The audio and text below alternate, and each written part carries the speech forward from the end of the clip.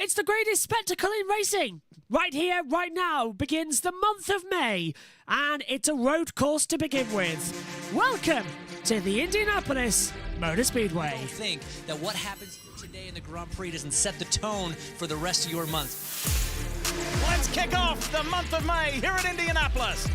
Will Power will go to victory lane. To the man, Power. Whoa, good job, boys.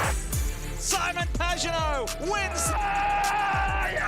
This will be the first time for the month. We'll do it again later.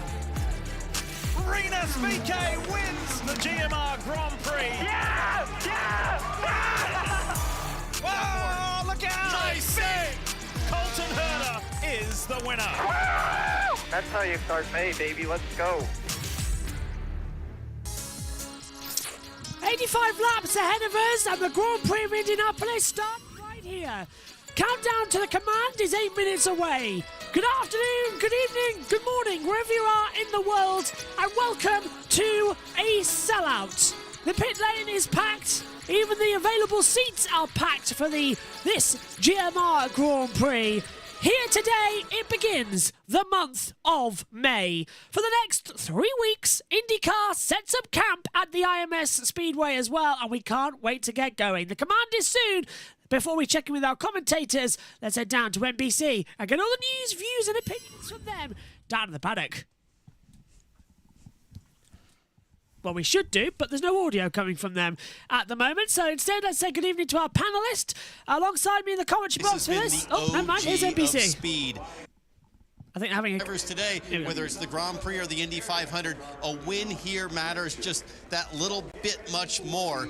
As you see, Joseph Newgarden getting ready to go. But I think today is something special because the temperatures are rising. There's a lot of unknown on what's going to happen today, and there are so many fast cars, James. There are so many fast cars, 27 full-time entries here, and every single one of these teams and drivers, they want a good result here because, as we talk about in any other sport, momentum is huge. And as we head in to the 107th running of the greatest spectacle in racing, you want that momentum on your side. So a strong result today sets the tone for the rest of your month of May, and that's what these drivers are fighting for. And Hinch, a strong result today is going to be tough because this field is packed not only with talent, but they are packed literally because it is so close. Qualifying yesterday between the pole winner and second place on the front row, separated by less than 0.003 of a second. Yeah, I mean, you're looking going back to 14 years ago when the Fast Six record at Mid-Ohio in 2008 started. So just this season, 2023, already we've had 3 of the closest ever. It just speaks to the competitiveness,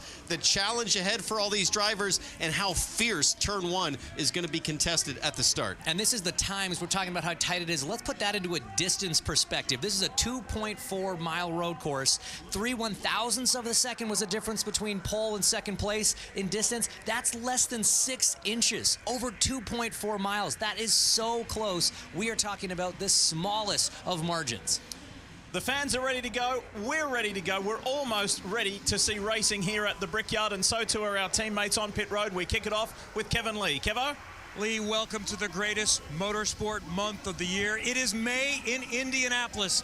And as discussed, the Indianapolis 500 2 weeks from tomorrow is very different from what we're going to see today. They're going in the other direction. It's a road course. But last year's winner, Marcus Ericsson in the Husky Chocolate Car, told me just a few minutes ago, that this does start the momentum.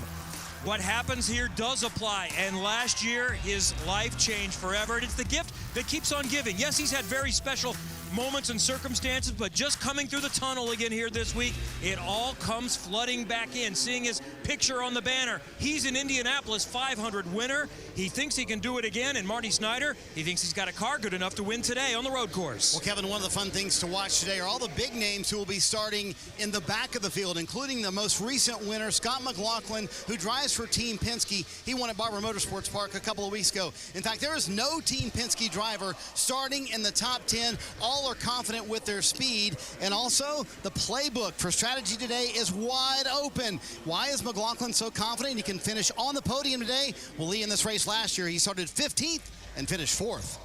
And Marty, there have been examples of other drivers as well coming through this field, from frustrating positions on the starting grid to feelings of great satisfaction with their final results. Let's show you some important figures with the GMR, the Global Medical Response Track Facts, here on the road course at the Indianapolis Motor Speedway. Today is the 14th different race, not 14th different year, but 14th different race. We race here now multiple times a year, and it has offered some fascinating races over the years, especially in the last two occasions in 2022, especially this race 1 year ago in mixed weather conditions. It is hot, it is humid, it is sunny right here, right now. Will we see some rain later on during this 85-lap race, the GMR Grand Prix of Indianapolis? I can't tell you how good it feels to be back at Indy in the month of May, and we're going to go racing when we come back.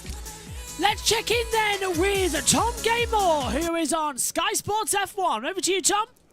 Well, it was Simon Pagenaud who won the first ever race around here in 2014. We're gearing up for the 5th round of the 2023 NTT IndyCar Series race here at Indianapolis. And it officially kick-starts the month of May with this GMR Grand Prix on this iconic speedway. Well, yesterday it was Christian Lundgaard who led a revival for Ray Hall Letterman Lanigan Racing, and he's captured his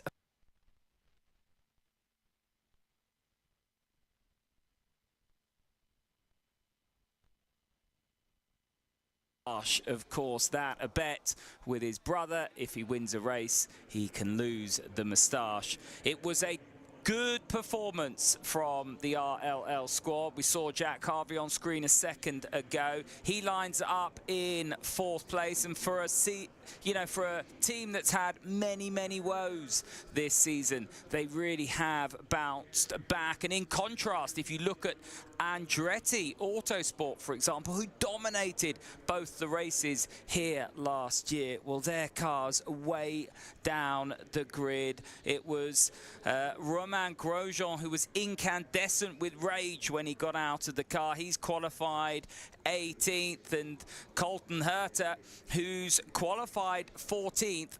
Rather unique stat. His last 2 race wins in IndyCar came from a 14th place grid spot. So Colton Herta has a 100% win record from qualifying 14th on the grid. That's where he starts today, and he's not the only big name who didn't make it through in yesterday's group session. Joseph Newgarden was balked by Pedersen. He lines up 13th.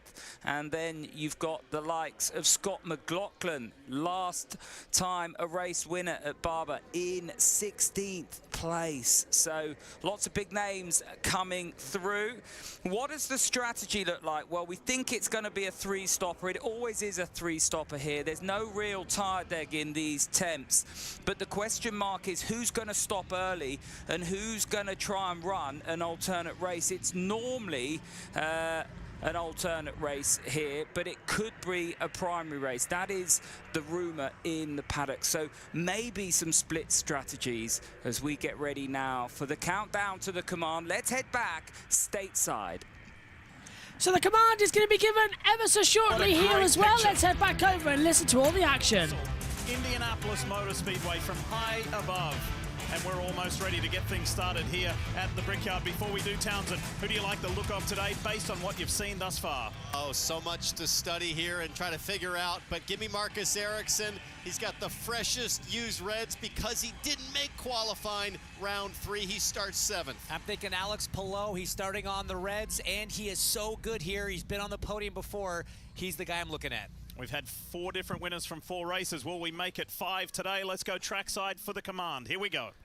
Ladies and gentlemen, the 2024 Olympic and Paralympic Games will be presented across NBC Universal, and the Olympic swimming trials will be held in Indianapolis in June.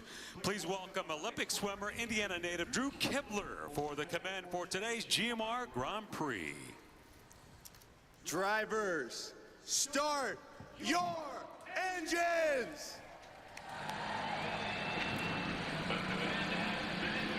And the command is given. We are moments away from this race going green. 85 laps ahead of us, and thankfully all the technological problems that we've had have now fixed themselves as well. So let's, without further ado, I've got to be so careful not to touch the computer desk during this session. Let's introduce our commentary team then for this evening as well. A whole host of people in the box for this one as well. The last race for the 500. It's Synthol, Josh and Richie as well, with Omi in the pit lane for us tonight as well. Synthol, let's start with you. IndyCar action. Every time you turn up, we have caution among cautions. What are we expecting today? Yeah, well, that was when I rejoined, of course. So if it's going to be a boring race, I just have to leave and rejoin. But yeah, well, I hope we're going to get a chaotic race, and it's interesting because it's going to be a probably very interesting race, and let's see who's going to win this one. Josh is with us as well as always, but this time not hosting the driver tracker, which is great news because everything's now fixed, and he's got a lapel mic as well, as we found out the headset might be a bit damaged. The bus mixer itself might be. But good afternoon to you, Josh. Are you looking forward to that? So, where's your mic plugged into? Is that plugged into the bus mixer via the same jack as the headphones? Yes. So it's weird your headphones aren't working, but that time mic is. So it is the sound mixer, probably one of like something like, because this is like 2 rings and my headset's 3 rings, if that makes sense. So it's probably something like that. I know exactly what you need. I will send you one to fix it, which is great news. Well, how are you finding the weekend then, coming into this one? It's been very busy. MotoGP, Moto2, Moto3, Moto E as well. Now IndyCar to round it off as well. But it's going to be a good one. Hopefully there'll be better or as good as racing as there was in Indy NXT, which was very good. Hopefully we'll get drag races down into turn 1 as well, which we had earlier on as well. Richie's with us as well. Hello, Richie. Warm-up lap is just under. Welcome back. You made your debut in IndyCar this time last year, and we've lost the internet again, so we're not going to hear them. Let's go over and get information from them. I don't really want to wait any longer, so we're going to give it everything we have and see where we end up today. Well, look, the race here last year was a bit of a roller coaster with weather, and we've seen some clouds on the radar. Are you and the 45 Hy-V crew ready to bring this thing home, rain or shine? I'm absolutely ready to give this 45 Hy-V Honda everything it's got, and then we'll see where we're going to end up. But the team has been great all week. We had 2 cars in the Fast 6, and we're making improvements, and that's what counts at this point. So we need to reward that when we have the package which we had this weekend. Yeah, it's been a great effort from the whole team and yourself this weekend so far. Have a great race, buddy. Bring it home. Oh, will do. Thank you, Ed. He is only 21 years old and he's only done 22 IndyCar races. The numbers are low, but the performance is high. Will we talk a lot about the Hy-V Honda today with Christian Lundgaard? We will see. All right, getting closer and closer to the green flag here at Indy. Kevin Lee, we check back in with you. Diff, all 3 of the Ray Hall Letterman Lanigan cars have been quick this weekend. Jack Harvey with the custom entertainment on board has his best starting position in almost 2 years of Ford. It has been difficult for the team, but all 3 cars have had great pace this weekend. Jack Harvey said the key just rolling off the truck well, and despite some struggles, the optimism remains. He has a twinkle in his eye, ready for a result this weekend, where he scored his first podium in IndyCar back in 2019. Marty? Kevin, coming off back-to-back second-place finishes, Romain Grosjean came into Indy with high hopes. We're right on board with the Auto Nation on board with Grosjean, but it has been a weekend of disappointment and a fiery weekend for the 28 team. This was after qualifying yesterday. He was extremely upset with the traffic in qualifying, felt like he couldn't get a clean lap. In fact, said to the team, this is 3 straight weeks. We've got to do a better job of getting out. People have to get out of my way as well. Lee, no doubt, he has been fast this year. He has been fast at this racetrack as well, but Grosjean trying to keep it tempered, starting 18th. It'll be a fun guy to watch this afternoon. Oh, Marty, that's a great... Well, problem solved, and had to run to fix it with an internet lead being loose, and that's what's causing all our issues. So, apologies if you have lost a few bits of the connection, but we haven't missed anything. There's no green out here just yet. Richie, hello. We lost you when you were talking. Welcome back. You made your debut here last year when it was raining. We've got clouds in the sky today. It could rain again. Possible. Also, I can hear myself through the stream. Obviously, Josh's earphones. The first time I made my debut here, it was... Yeah, it was... Wasn't it that one where it was like dry, wet, dry, wet, dry, wet, the whole race? Yep. I'm sure it was, wasn't it? Yeah, Last year. It was an intense race, great race, and it would be nice to see something like that again. Obviously, I've heard recently there's been a lot more about IndyCar being a bit better when it comes to racing compared to Formula 1 as of recent, so that would be quite nice. And also, it is a bit of a shame because Roman Grosjean starts 18th, and I was one of the ones that wanted to win, so yeah, that's going to be difficult racing indeed for him. I wouldn't worry, trust me, he'll have the advantage. Right, let's check in. Omi, you're in the pit lane. What are you most looking forward to ahead of IndyCar? Yeah, hello everyone. So really looking forward to this race. Lundgaard obviously from pole. I think I'm going to go for an Ericsson win though. Usually does well around the circuit, and also your leader going into the month of May. So I think I'm going to go for him to take victory. But it's going to be a great race, and yeah, I'm really looking forward to this. Well, to hear from Omi throughout the race, and all our commentators here as well. We're coming up to the start. New timing tower as well to play with 4 people in the box. It means we get a bit more room.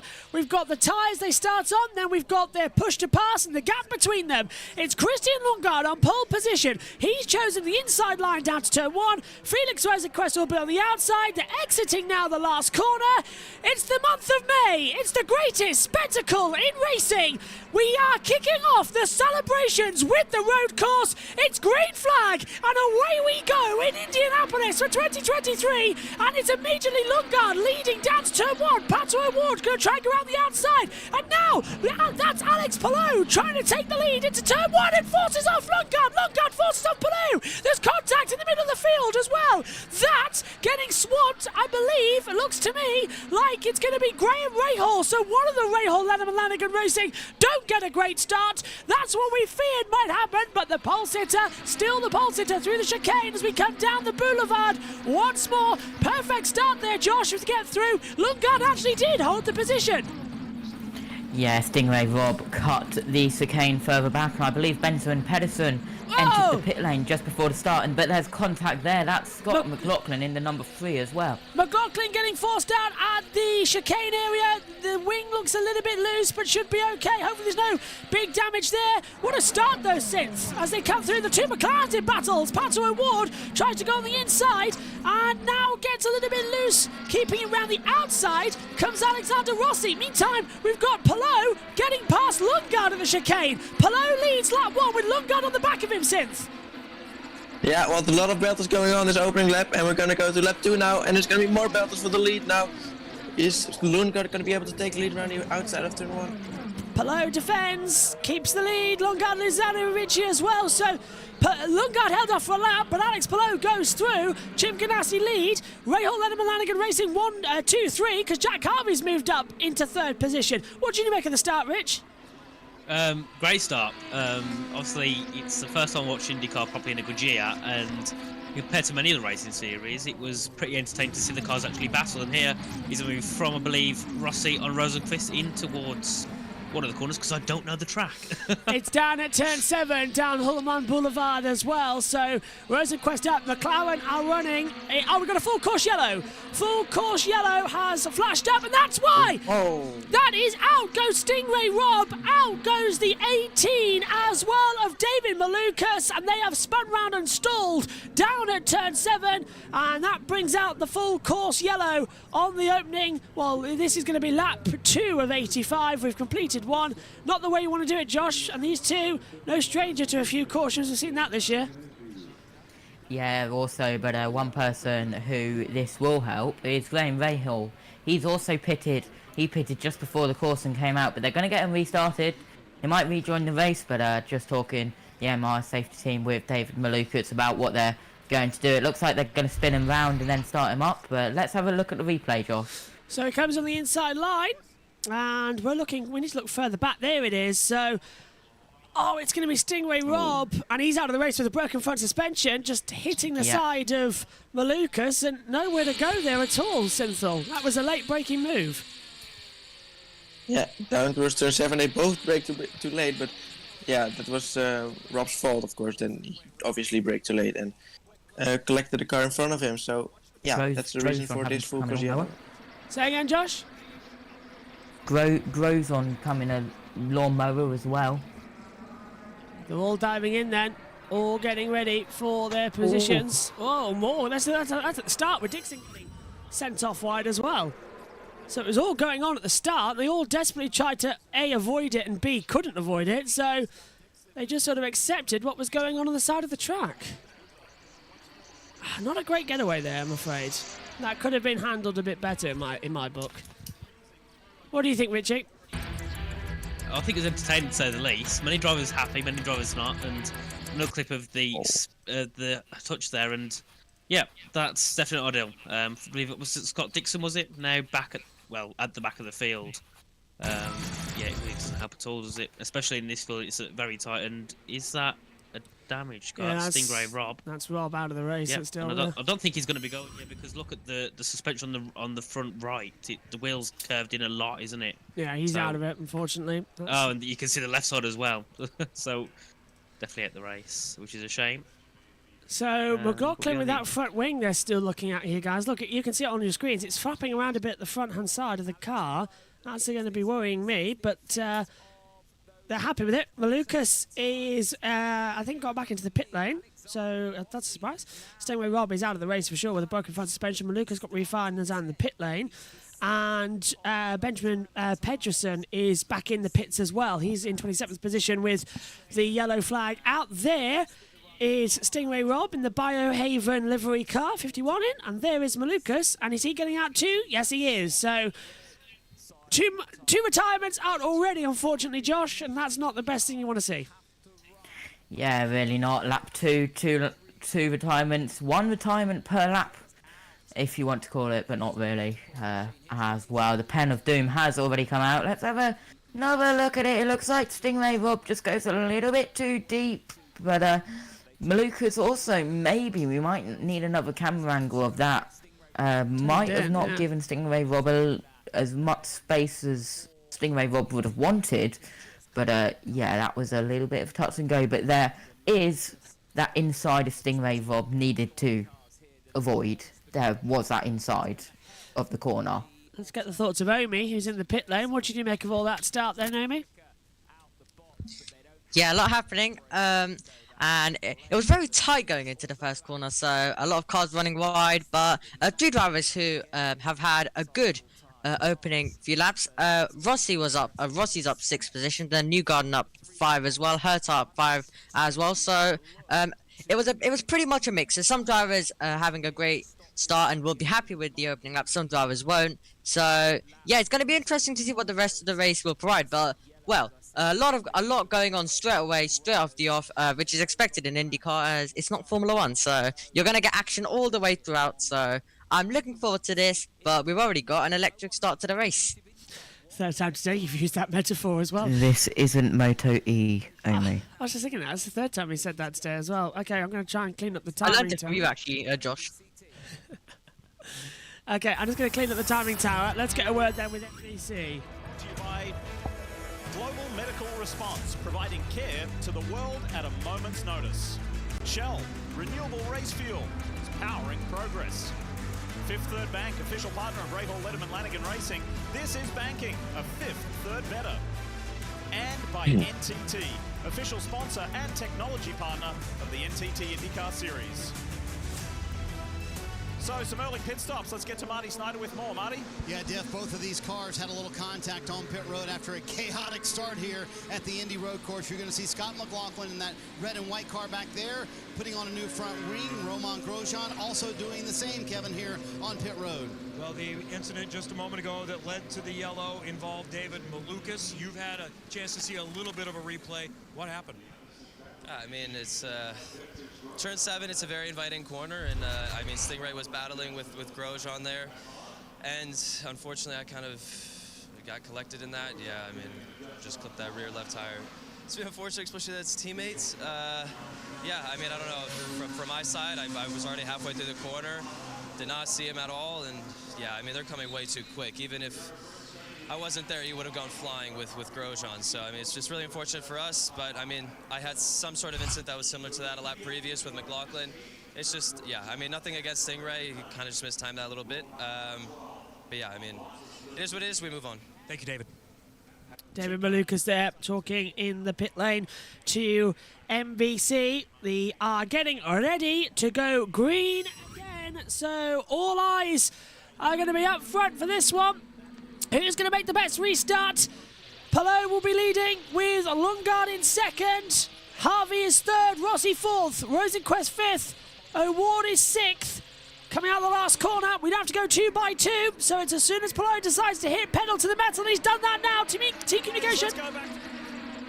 Green, green, green was the team communication message coming out across the line. We are racing again at the Brickyard, and look at that already to the inside. Rossi wanted to make the move on the inside of Harvey into turn 1. Palou's having to go defensive. Big lock off from Harvey, and then he runs into the back of his teammate, runs it deep into turn 1, and Rossi still can't get through. As they get through, do they all make it through turn 1 and 2 safely? Yes, they do. And I'll tell you what, since Rossi really wants to pass Harvey, and Harvey's starting to feel the pressure. We remember that, of course, when we saw him in Formula 2 all those years ago. No, you're on mute, you're on mute. Sorry, yeah, there's more battles going on. Here he goes then. Again, Rossi now I think getting through in Ericsson. Also defending the inside, more battles down towards turn 7. This is where we saw the incident. Someone just tipped the wheel into the grass there. So let's see if he got through. I think he did. So, yeah, and look at Colton Herta there. So close to the back of Ericsson. Powers making the move as well, passing Armstrong at the turn 7 and 8 chicane. And Richie, they've all just about made it through the opening lap, but Alex Palou gets it through as there's a little bit of water on the camera lens. That's in the cars, but drivers will be starting to think, oh, is it raining? Is it psychological rain? There was a 35% chance before the race started of rain, as we're going to see a move now as we ride on board as Rosenquist gets past Harvey into turn 1. Yeah, pretty nice move there from Rosenquist. Pretty easy once you get it sorted, and that's Herta, isn't it? There, then an Ericsson, and also that's a battle with Kirkwood. Oh, and round goes just Power! gone the round. Power gets tagged by Kirkwood, and Power loses it. Is that going to bring out a yellow? No, he's kept the engine going through turn 1 and 2. As Richie was saying, it's so easy for that to happen. And round goes Power. And in the meantime, O'Ward was battling with Harvey. Are we going to see a replay of that? No, because O'Ward is still in the back of Harvey, round the outside to turn 7, and O'Ward is through. Harvey beginning to slip down the order. And Richie, that was it. That was obviously going to happen. Kirkwood on the grass. Yeah, once you get on the grass in these cars, it's very slippy. The wheel's just spinning you round. And I was going to say, Palou had a really great restart there, didn't it? Very simple. And this is a replay, actually, of Kirkwood on the grass. Yeah, you are going to end up collecting someone when you go in side by side. You end up on the grass.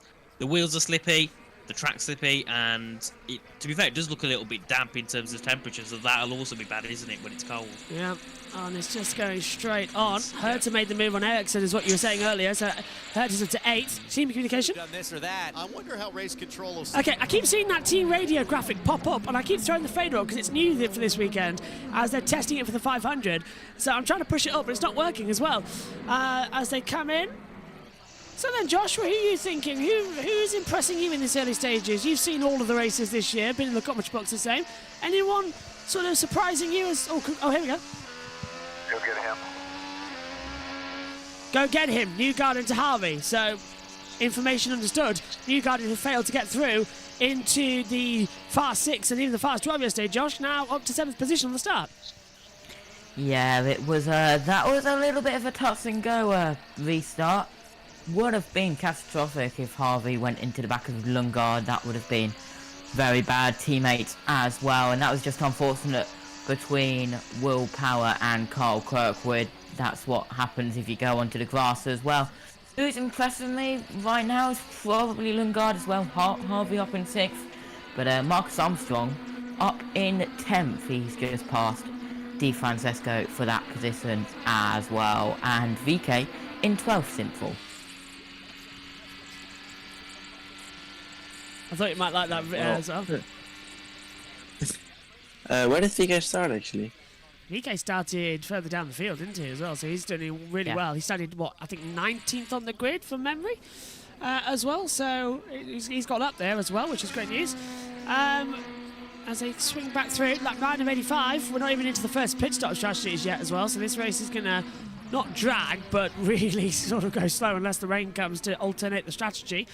You can see what tyres they're on. If it says O on the timing tower, that's the red alternate tyres, the sticker reds. If it's a white P, that is the black primary tyres as well. The 198.183 seconds on your graphic, if you're watching along with us, that is your push to pass measure.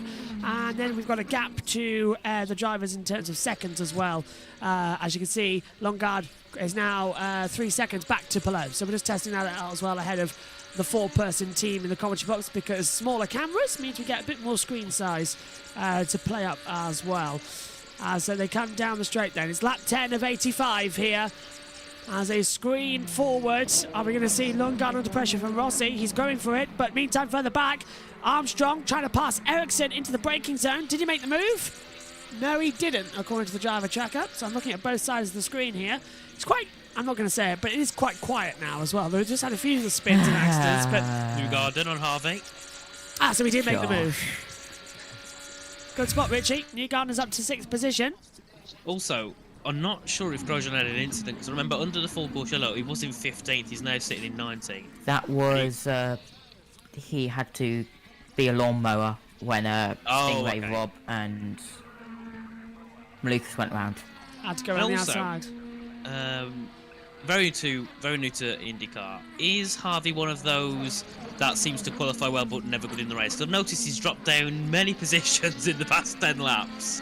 Yes, that Rahal Lennon Lanigan car is not the best. Simon Pagenaud comes into the pit lane from 13th position as well. He's the first to pit, and he was on the alternative tyre, so that's an early stop for him. The Rahal Lennon Lanigan car, all three of them, this is their best qualifying of the year. All of them inside the top 10, where usually they're down in 19th, 20th, 21st as well across the weekend. It was Lundgaard's first ever pole position, so surprised he's actually holding back Rossi, but I suppose since hang on a minute, that is that's Carl Kirkwood slowing down the start straight. So an issue there, yeah. Or just moving out the way. What's the betting? What's the betting? That's going to be resulting from the contact he had on the opening lap. He looks like There's definitely an issue there, yeah. Yeah, he's not going well, is he? He's not having to let the entire field through, but he's letting them through. Because we would have got an information there from race control if that was the case, on flashing up on our monitors. We have not. And Hertap through on Harvey as well into P7. It sounds like he's going to the back of the field. Kirkwood's got a problem, but we can't tell what it is. It's a weird one, yeah. He's not letting power. I think he's just got. Go on. I think he's got told to retire the car in the pits. Maybe he's now just not battling anyone, just letting everyone through, but they're not necessarily having to slow down. I think maybe that would be the case. Well, Power's on the back of it, but not gaining tremendously. So yeah, a bit of a weird one here with Carl Kirkwood. Yeah, not really everyone telling us what to do, is it? Oh, and now into the pit lane. We went the way. So this is a bigger problem then for Carl Kirkwood. He's coming to the pits and is presumably out of the race. Meantime, down to turn 1, that's Marcus Ericsson making a lunge on the inside of Jack Harvey into the first corner. Harvey around the outside, going to keep his pedal to the metal. And then so is Ericsson. They are going wheel to wheel, and it's Harvey who beats Ericsson. That was some spectacular driving, Synth. They were side by side, one for Formula 2, one for Formula 1, and they were both racing each other fairly. Yeah, what a well defended by Harvey. Incredible move around the outside, and luckily Ericsson, of course, led enough room on the outside for Harvey. Otherwise, there would have been contact, like we've seen before. But that was incredible racing, and yeah, obviously Ericsson will try again later on. So we're going to get more of this, hopefully. Let's check in with and also Armstrong. Go on, Richie. I was going to say Armstrong's also getting involved in this little battle now after that battle with Harvey and Ericsson. It's brought Armstrong back into it as well a little bit. So we could see him try and get involved if there's any incidents between these two here as they go through. VK's in. Yep, VK in then. He was on the black primary, so he must have had a smaller fuel stop to begin with. And that's, 13 laps, Josh. That's very early for a black primary tyre stop. And everyone's diving in the first 13 laps. That's very unusual for this track. Yeah. Is there possible rain? Don't think so. What are you seeing? What are you seeing, Josh, on your radars? Nope. But, well, we're on board with him now. We'll see what they do. But 13 laps on the black primaries. Normally it's the red alternates that pit first, but they are switching over to the red. So maybe this is an alternate strategy as well. But yeah, that's a good stop there. But, few seconds Question here. appeared even earlier. Yeah, and he was on the alternates as well. It's really bizarre. Let's see if Pit Road's going to think. It's been a struggle weekend for all of Ed Carpenter Racing, trying to play some early strategy to gain a little track position. So it's an early strategy call as well to get rid of that little error as well. Don't know where our screen went there. Right, Omi, let's hear from you in the pit lane. What are you making of the race as well? We're on that 13 now of 85, and the first pit stop's coming up. It is a surprise. You were with us back in the last race as Armstrong dives into the pit lane as well as Cash Neves. So they're all coming in for the first of what could presumably be about 8 stops tonight. Yeah, lots of strategy to go into it, so it's going to be very interesting. In that kind of races, we also have their Ericsson getting past Harvey, much more easier than last time around, and also I think we also have Dixon also maybe trying one on D Francisco. He's got through actually, but yeah, so it's really going to be an interesting one in the strategy race. But currently Alex Palou has it all under control. Out in front, Lundgaard in second, and then Rossi in third. So it's going to be interesting to see how this race unfolds, though. Yeah, and also keep an eye on Marcus Armstrong. He didn't spin the tyres up after exiting his pit box, so he's going out on a really, really cold tyres, so he's trying to save them as much as he can and warm them up the traditional way, let's say, in the old way. So he's trying to extend those tyres as much as he can. And we also could, Josh, with how it's going, see a 10-stop Helio Castroneves again. Yeah, I'll call Megan. She's watching Eurovision. I know that's what everyone else has got on one on the screen in the commentary box, and I certainly do. I've got the Eurovision Song Contest on as well. We're hosting. I particularly like as well the Austrian entry. That's the first one that was on this evening. That was quite poppy. Like that one. It was about Edgar Allan Poe. Although what it had to do with Edgar Allan Poe, I don't know. Meantime, though, Richie, coming to you as well. Wait until Norway's is on. That's good. I just look forward to Norway's. Richie, coming to you as well. Rossi Rosenquist Award. The McLaren train is now being held up by Lundgaard in fourth. And Palou's able to escape in the distance. This isn't working out the way McLaren wanted to, but then again, what's new for McLaren in any series? Well, yes, that's it's better the fact that I'm 3rd, 4th and 5th and not 13th, 14th and 15th, of course. But also, I'm looking at Ericsson, I'm noticing he's trying to quickly close that gap between him and Herta, and it's closing down slowly, but obviously being held up by Harvey for a couple of laps has really, really made that gap, well, I think it was a good second and a half larger than what it should have been. So Ericsson's got a lot of work to do. Looking forward as well, Lundgaard, and he's kind of sat back off this McLaren train at the moment, not getting too involved with that. So I think everyone's now getting themselves into their own little trains. Also, Dixon, you can see on the screen, he's getting a bit closer to Harvey, about 5/10, and actually Harvey's, is he pitting? Yep, he's pitting. Yeah. So into pit there then, Jack Harvey. Perfect timing. Once again, Richie, your commentator's curse is legendary at the moment. Harvey into the pits. It's not a curse, is it? Surely you should be pitting. Prediction, maybe, yeah. Hey, Josh, that looks like a scrubbed set of Reds. That's not brand new, is it? They're scrubbed.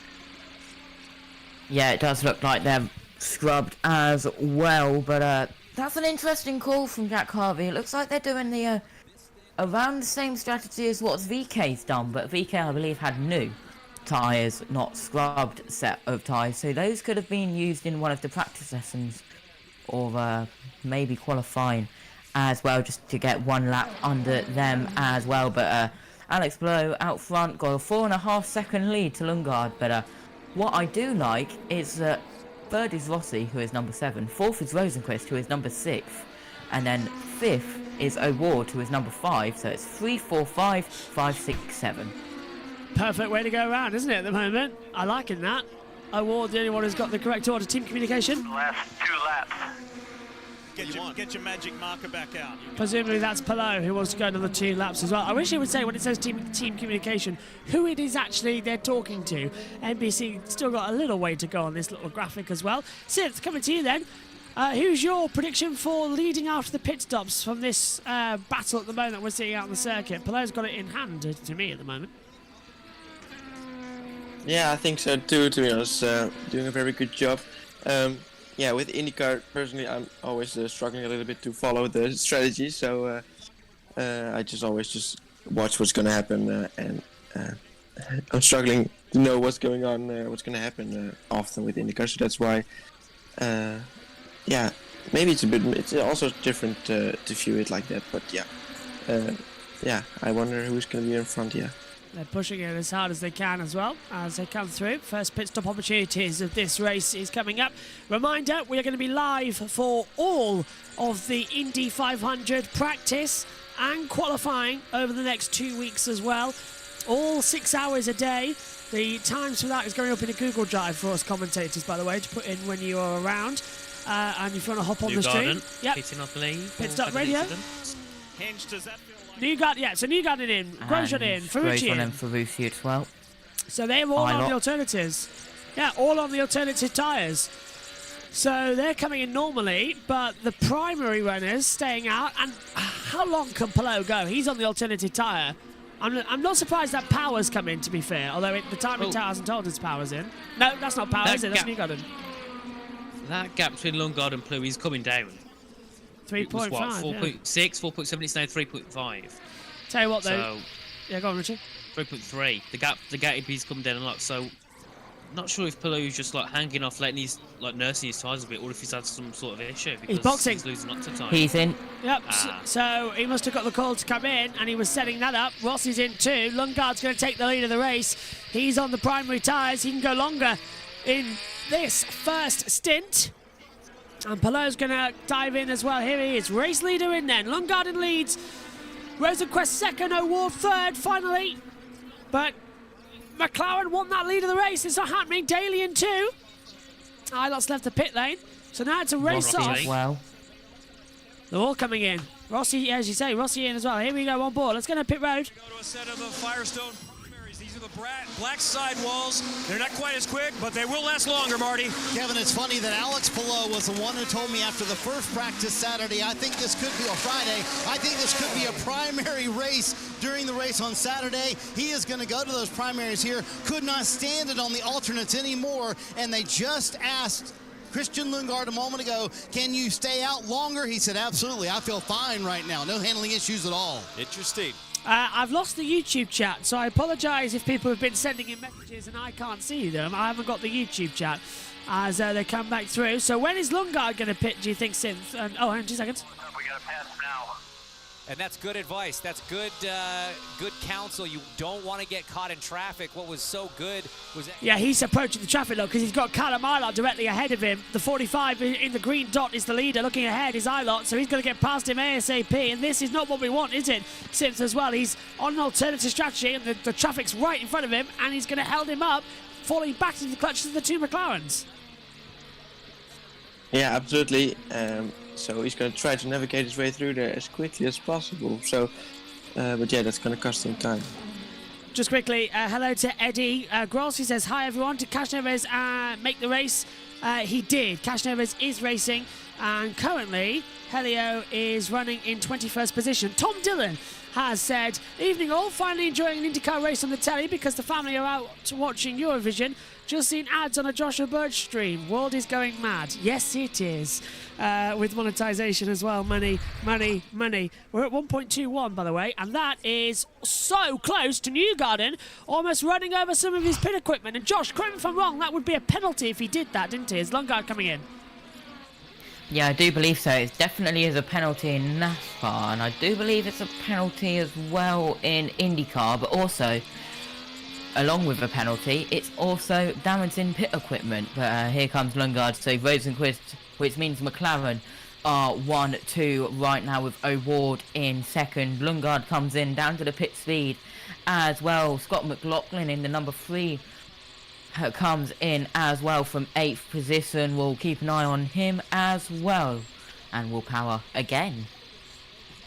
Into the pit lane there comes Lundgaard. He's going to turn off the black primaries and go on to red alternatives. That can win this race playing the conservative strategy. They got a couple of extra laps there on the 10 cars. They're going to go with the alternate tires, but yeah, how counter thought is this coming into the weekend that they might go with a shorter stint on the alternate tires, and primaries might be the way to go. Scott McLaughlin also on pit road as well. Yeah, but this is crucial because look, Alex Palou's got ahead into turn 1 of Lundgaard, so that has not worked out in terms of an overcut. So that did not work at all, Richie. The undercut didn't work. The overcut has worked. So it's just like what we saw in PSG the other night. And that was Rossi and Lundgaard fighting there as well, down for 11th place. And yes, it is like what we saw in PHL indeed. Very similar, but he said we don't race 85 laps of Brazil. That's true. That's the only difference. No radio communication, yeah. And we can't crown Drake Dempsey champion here, even though it is his home sport. I'm sure we can get him in an IndyCar and crown him if he races something like that. I'm sure he would be. Ericsson on Herta. Champ. Ah, yeah, so, and Herta's into the pits. Pitting. So is Devin and Di Francesco, so they're both in. That's a surprise to me. I thought Herta, he was on the alternative tyre, might try and take it a little bit longer. But is he going to get out of Lundgaard? I don't think so, because Lundgaard is coming into the last two parts of the track. There is Colton. Let's head down pit road. Marty, here comes Colton Herta. It's been a rough weekend for Colton Herta. He lost an engine in that first practice session, which was a long one. They pretty much missed the entire session. And now in the race, he said the rear bar, which is an adjustment he can use, is now stuck in place. So that takes away one thing Colton Herta can do behind the wheel. Hasn't gained a ton of track position, the defending winner of this race. So, as you say, what was that? Palou and Lundgaard at 8th and 9th now there at the moment. 4 tenths between them, and it was 4 seconds. 5 laps to go. So they're getting a lot closer now. And Herta's going to come out in 15th, 16th, and yeah, pretty decent there. Who's he ahead of? VK. Yes. Your man, Synth. Your man, VK. Yeah, well, he's going to pull away very quickly. And Wood pitting as well at the same time. Also, quick question, what's everyone's favourite livery? I'm going to say it's not actually in this race. My favourite livery is the McLaren. Well, livery now. Oh, livery now. Scott Dixon's. I really like that one. The orange and blue. So looking through, mine is either Grosjean's or New Gardens. Yeah, Grosjean's is pretty nice this weekend as well. DHL livery is good. Red Bull. Slow stop for O'Ward, so he's going to go out just behind his teammate of Rosenquist as Palou's going to get in, but Palou's right in the back of the car. Kirkwood in towards turn 1 and makes the move. Kirkwood back out the circuit after pitting earlier on in the race, just letting everybody through, it looks like. But Ericsson leads, the Indy 500 champion of 2022, leads the Grand Prix of Indianapolis, sponsored by GMR. With Dixon 4.78 seconds behind him, as IndyCar's app decides doesn't want to show anything there. Look, there's Colton Herta's as well. Up the inside on Kirkwood, get straight through there. Kirkwood didn't really defend that hard, knows there's no point in doing so.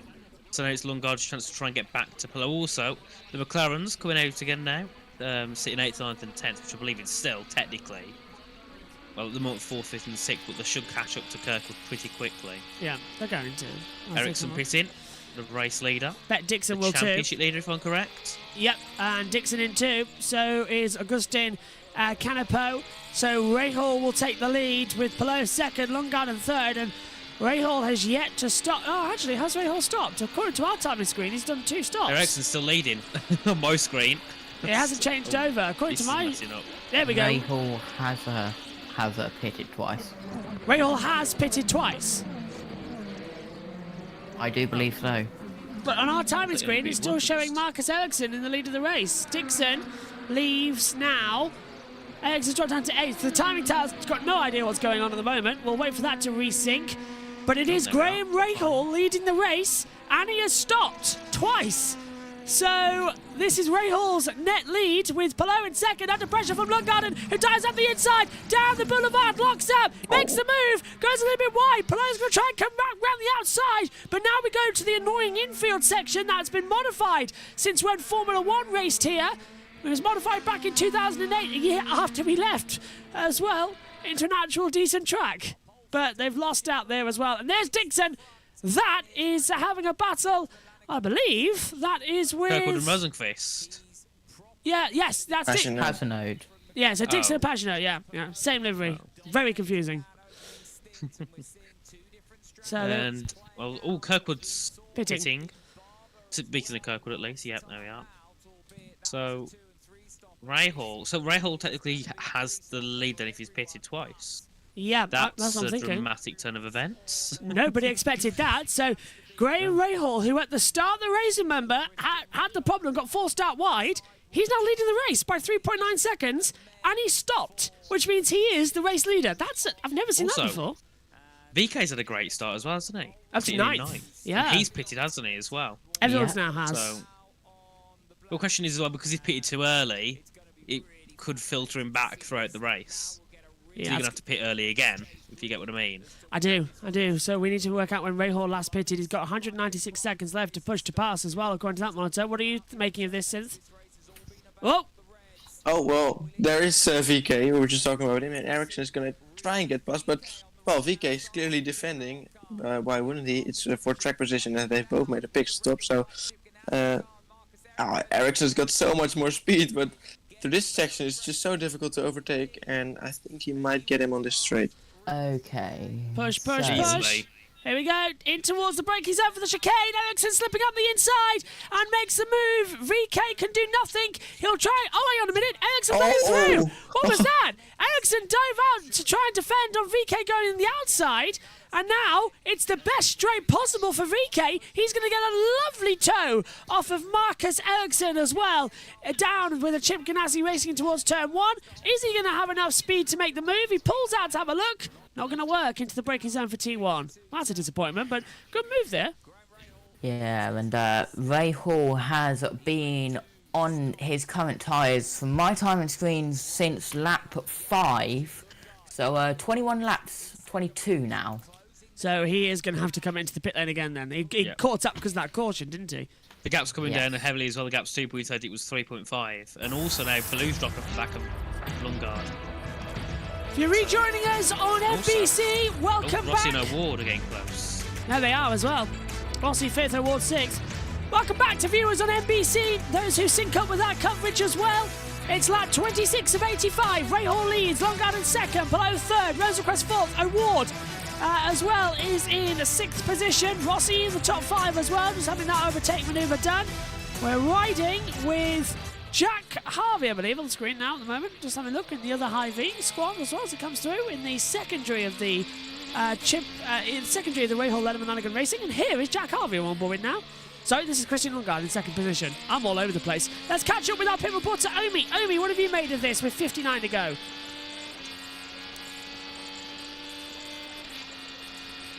He's not there. Josh, take it. Well, yeah, Omi has a... Omi's currently panicking because we've randomly thrown to him, but yeah, everything is good right now.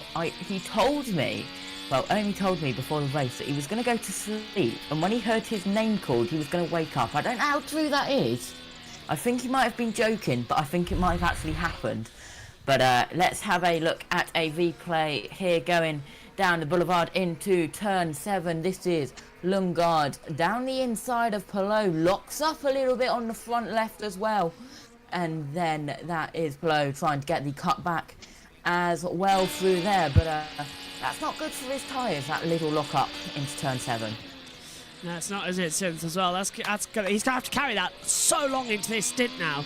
At least another 7 or 8 laps, according to my screen. Yeah, well, luckily at least he made the corner, of course, but that lock-up not helping. Here we can see some more battles going on without a lock-up in this case. This is Award on the inside of... Which McLaren was that? Rossi. That was Rossi. I've got to say, I prefer the black and orange over the blue and orange. The McLarens being together on the track is a nightmare for us commentators because you cannot tell who they are. You can't see the numbers on the side of the car, and you can't see any, because unlike in Formula 1, they don't have a halo identifier, and they don't have a T-cam set up because they don't have T-cams. Well, we know that Award's the black and orange McLaren, but Rosenqvist and Rossi, you can't really tell. Rosenqvist has the white halo and the white front, and Rossi has the black halo and the black front. You just got to remember that. Francesco's gone past Harvey. Ah, yeah, so Harvey's dropping down again. Down massively through the field, isn't he? Started 3rd. 13th. Yeah. God, it's just getting worse. Big shame indeed. It's getting worse for him all the time.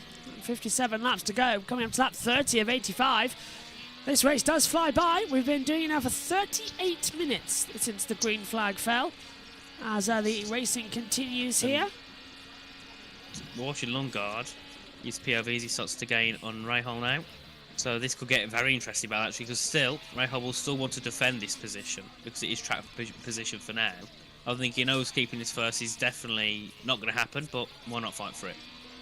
What's that old saying I keep saying? Cautiously, wildly accelerating.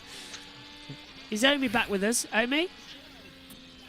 Yes, I just had to run over. I just quickly went to do something, so I just had to run over. But yeah, I'm here. What do you make of the race so far? I'm sorry to throw to you again randomly. Yeah. Well, yeah, I enjoyed it. It's been a bit something quiet. Okay, I'll say it. Look, it's been a bit quiet, hasn't it? Yeah, been a bit quiet, but it's had its moments. It's had its moments, and I think we're about to get some more action with Lundgaard now inside 1 second of Rahal, so that's going to be a bit of an interesting scrap there for the lead. I think Palau might be in a better position here. He's just going to wait for Lundgaard's tyres to wear off, so that's going to be interesting there. So he might be able to come back later on. So I think I still think we have a lot to happen. So it's going to be an interesting race, and it's going to be interesting to see how it plays out. Graham Rahal, by the way, leads in the Rahal Letterman Lanigan racing car, and he's got his driver behind him. Something tells me I don't think this is going to be a battle that is going to happen as well. I don't know why. I think, Rich, it's the cynic in me. It's the Red Bull in me that they're not going to do anything. Well, that is Red Bull. There's quite a lot going on in the back. You can see Harvey dropping down, much more drop behind Pagano and Dixon as well. And Di Francesco has overtaken Armstrong. So there's quite some things going on. I think Power just overtook Castro Neves as well, but we're all missing it. Oh, and Pagano gets past Armstrong as well now.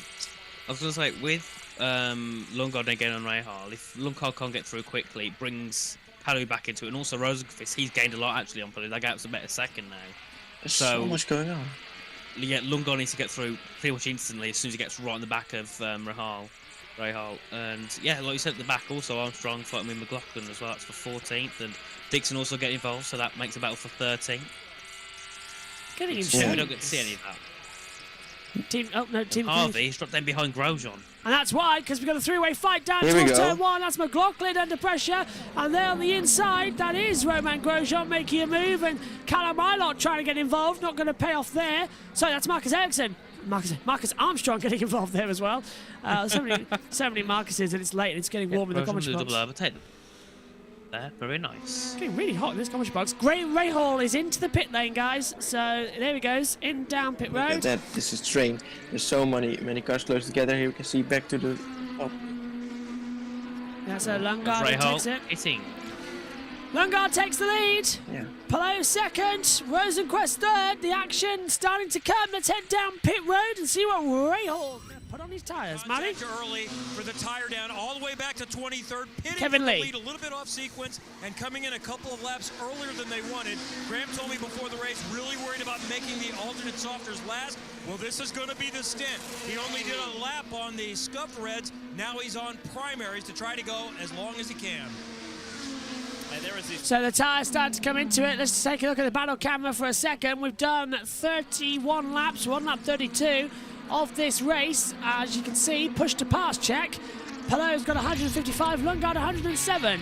This is the IndyCar GMR Grand Prix. Spinner in the middle of the pack. Oh. And that's going to bring out a caution. It's the 30. Harvey, isn't it? Yeah, Harvey doing a 360, continuing, nearly getting collected, I believe, by the back Well, of Helio, wasn't it? No, that was Helio Castroneves nearly ran into him. Powers in the black and red. Oh, because there was a second one. There was Looks a second New one. Garden-ish. Spinning 360 Red. for Harvey. It was Castroneves though. It wasn't a replay, it wasn't, right? No, Castroneves now ahead I of thought Harvey. it was. I thought it was going to be a replay at first. No. Now Herter and Ericsson get into a little battle. Yeah, Power's gone through, you're right. Power went through. So look, Kirkwood went through, Ferrucci went through, Power went through, Castroneves went through. That's the one I picked up on. Ilott went through, and now Harvey's down 23rd. Yeah. Armstrong down to 24th position as well. Castroneves, that nearly hit him as well. Yeah, so we were all calling out the right numbers there as they made contact down towards the braking zone. So here's me thinking, I'll just take a sit down for a second. Harvey's into the pit lane to change tyres. Yeah, I thought, I'll just sit down for a second, do a bit of radio commentary with the track guy, and all of a sudden there's a car spinning round. I've been on my feet all day, and when I say I've worn through my shoes, I've actually worn a hole in my shoes. Francesco. There you got it. Devlin is up. He's past VK, is he? And also that's Harvey pitting. Yeah. So he's believe new tyres going on. We'll let Josh and Naomi take a look at that. They've got the data screens. Never mind. We see it on our screens now. Lost the internet. I knew it. I pressed the desk, and I shouldn't have pressed the desk as well. So let's go over to Tom Game On while we get our data back, because we've lost part of it. One or two talking about Kirkwood and Power, that penalty earlier on in the race. Eat, sleep, race, repeat, saying where was Kirkwood meant to go. Jack saying I would have said Power was at fault. Do you know what? My gut feeling was actually Kirkwood could have got out of it earlier, because when you're going around the outside, the car on the inside's only heading one place, and that's to the exit. I don't think Power drove him off. It was just that he was heading towards the exit. 2 into 1 doesn't go there. So could Kirkwood had sensed that he needed to get out of that? Either way, it was scrappy, and then the penalty applied to Carl Kirkwood as we go on board with his teammate Colton Herter, who's just been passed, I think, by Marcus Ericsson, the championship leader, on a charge in his Chip Ganassi machine. He's up to 7th now as Lundgaard continues to lead. Action coming all the way through here then. 52 laps to go in this race. I've reconnected the internet. I've actually changed the lead. I have 2 of these little Ethernet to USB devices. You might have seen me fiddling around with the white one. I've switched it out now. So the white one's in and the black one's come out for a little bit of a rest, because they do get a little bit too hot as well. Synthol, 50 laps to go. We're on lap 35 of this race. Anything as well? It has been a little bit quiet as we now see Armstrong on the inside of Palou. That's to get a lap back. Well, we've just seen a spinner, of course. Well, it can change any moment, of course, with any caution. But for now, it's indeed been pretty quiet. We see Dixon. Oh, yeah, Pagenaud, I think, is in the pits now. Yeah, Pagenaud in, so that's his second. I'm hearing myself twice. I swear that's Josh, it can't be me. Oh, Josh is gone. I don't know Can you where hear me, he's gone. Synth? Right, so it's Where's not me. Josh? Josh has disappeared off the face of the earth. I'm here. I hope. That's good. I hope I'm there. Let me just check the mic settings. Yeah, all there. So I'm here. Josh T has vanished, probably to try and fix something. And that's probably why you can hear yourself twice, because Josh filters back in everything through his ears as well. As it comes through. What about you, Richie? What have you made of the race so far? It's nice to see overtaking. That's definitely something. Unfortunately, we don't get to see that Formula 1 anymore. And I'm not saying that against Red Bull, of course. Yeah. I'm saying that in general. Is that why you put a Ferrari shirt on today? I was wondering. Well, actually, funny story. I was in the shop today, and a man said to me, he says, "Your Ferrari T-shirt looks very nice." He said, "It doesn't look that nice on the drivers." I thought, oh, fair enough. That's an ultimate dig, isn't it? Well, I thought he was mentioning the fact of how bad they're doing in terms of, I suppose, thing. Yes, it doesn't look that nice on them in the car. Yeah, we've lost it. Oh no, we're back. Each their own, I suppose. And gone. I would have also got many haters because I was walking around the town with my Ferrari jacket and my Red Bull T-shirt. I mean, no, my Ferrari T-shirt and my Red Bull jacket. Oh, Richie. So next I'm going to get Mercedes hat. Richie. I do that too. And then Aston Martin shoes. I've got a Ferrari shirt and a Red Bull jacket as well, to be honest. I like the old version with the white rather than the black. So I have the 2020 version. It's Leclerc's one. I'm trying to look around the commentary box because we've just redecorated slightly with some new soundproof. You might be able to see it through the curtain there, the little white mesh there. I suppose you haven't got some merch, Josh. I don't think I do. You should get Fernando Alonso to sign some next time you see him. I don't need to. You make very common appearances. Yeah, he sent me. Well, maybe I should just leave the call and rejoin. Because that, you know, that curse. Remember? I think it's me. Hang on, let me refresh the camera. Let me refresh the. Yeah, hang on. Oh. Hang on. Right. Okay. Let's see if this works. Richie, can you hear me? No, sorry. Yeah, Richie can hear me. Synth, can you hear me? Disconnect. Yes. Okay. So Synthol, disconnect and reconnect and see if it works. Yeah. Are we there? Yeah, I'll right. see you in a second. Now, usually, guys, this works because usually this triggers a caution as well with Colton Herter. So, since disconnected, he's now reconnected and come back in. And into the pit lane comes Scott McLaughlin. That doesn't count, I think. Is it go? That's going to put Lundgaard in the lead. Here comes McLaughlin, Ferrucci in 2. Good tyre stop, fuel going in, away. So, it doesn't trigger a caution, but it was worth a go, wasn't it? Yeah, well, you can always try. I mean, something happened. A pit stop. I guess that's not too exciting, but... It could be if there was a crash at the exit pit lane, because look at that, Pelot's coming in. Here he is on board with the Topo Chico as well on his helmet. Or is this like the Chubba Chub Lolly logo to me as well, the top of his helmet there. Can the Mexican get ahead? He's battling currently with Rosenquist ahead of him for 3rd position. 48 laps to go. We are rapidly approaching halfway in the GMR Grand Prix of Indianapolis as we ride now to the braking zone at turn 7 after Human Boulevard. And no one's really going to go for an opportunity for an overtake there. What do you want? How do you scare it? Oh, hang on a minute. Then Mike's going to go for it. That's very late from O'Ward coming down the back half onto the oval section of the track. He thought about a move there, didn't he, Sense? But he just couldn't get alongside fast enough. Yeah, we saw that, I think, the same with VK, just trying somewhere you can't usually overtake, but it was worth a shot. But just sticking behind for now. He's going to try it later on, maybe here on this straight towards turn 1. Look at the tyres, the amount of lag that we're seeing from O'Ward there. It's got such a deep cut on his outside tyre. Surprised not coming to the pit lane just yet. Armstrong making a move on the inside there. That's to get a lap back on Lundgaard, so it's not actually 4th position. Lundgaard leads and Pelot 2nd, Rosenquist 3rd, O'Ward 4th. Back then, I think we're going to take a look at the replay. O'Ward is hunting them down, and I think, Richie, this is going to be a little bit nice for McLaren to have a bit of inter-team battle that isn't resulting in Lando Norris going to the stewards and complaining. And also, it isn't resulting in Ricciardo getting his contract terminated. That too. I don't know. What do you think then, Josh? Who's going to get through first? Is O'Ward going to crash, or is Rosenquist going to be surprised by another dive bomb manoeuvre? Well, the way that O'Ward's going right now is that he might crash if he keeps doing this as well. And I know a lot of people have got O'Ward as a big winner, but I'm going to be quiet now because I don't want to do what Josh did in the MotoGP sprint. Look at that, though, guys. The amount of... He cursed Jack Miller.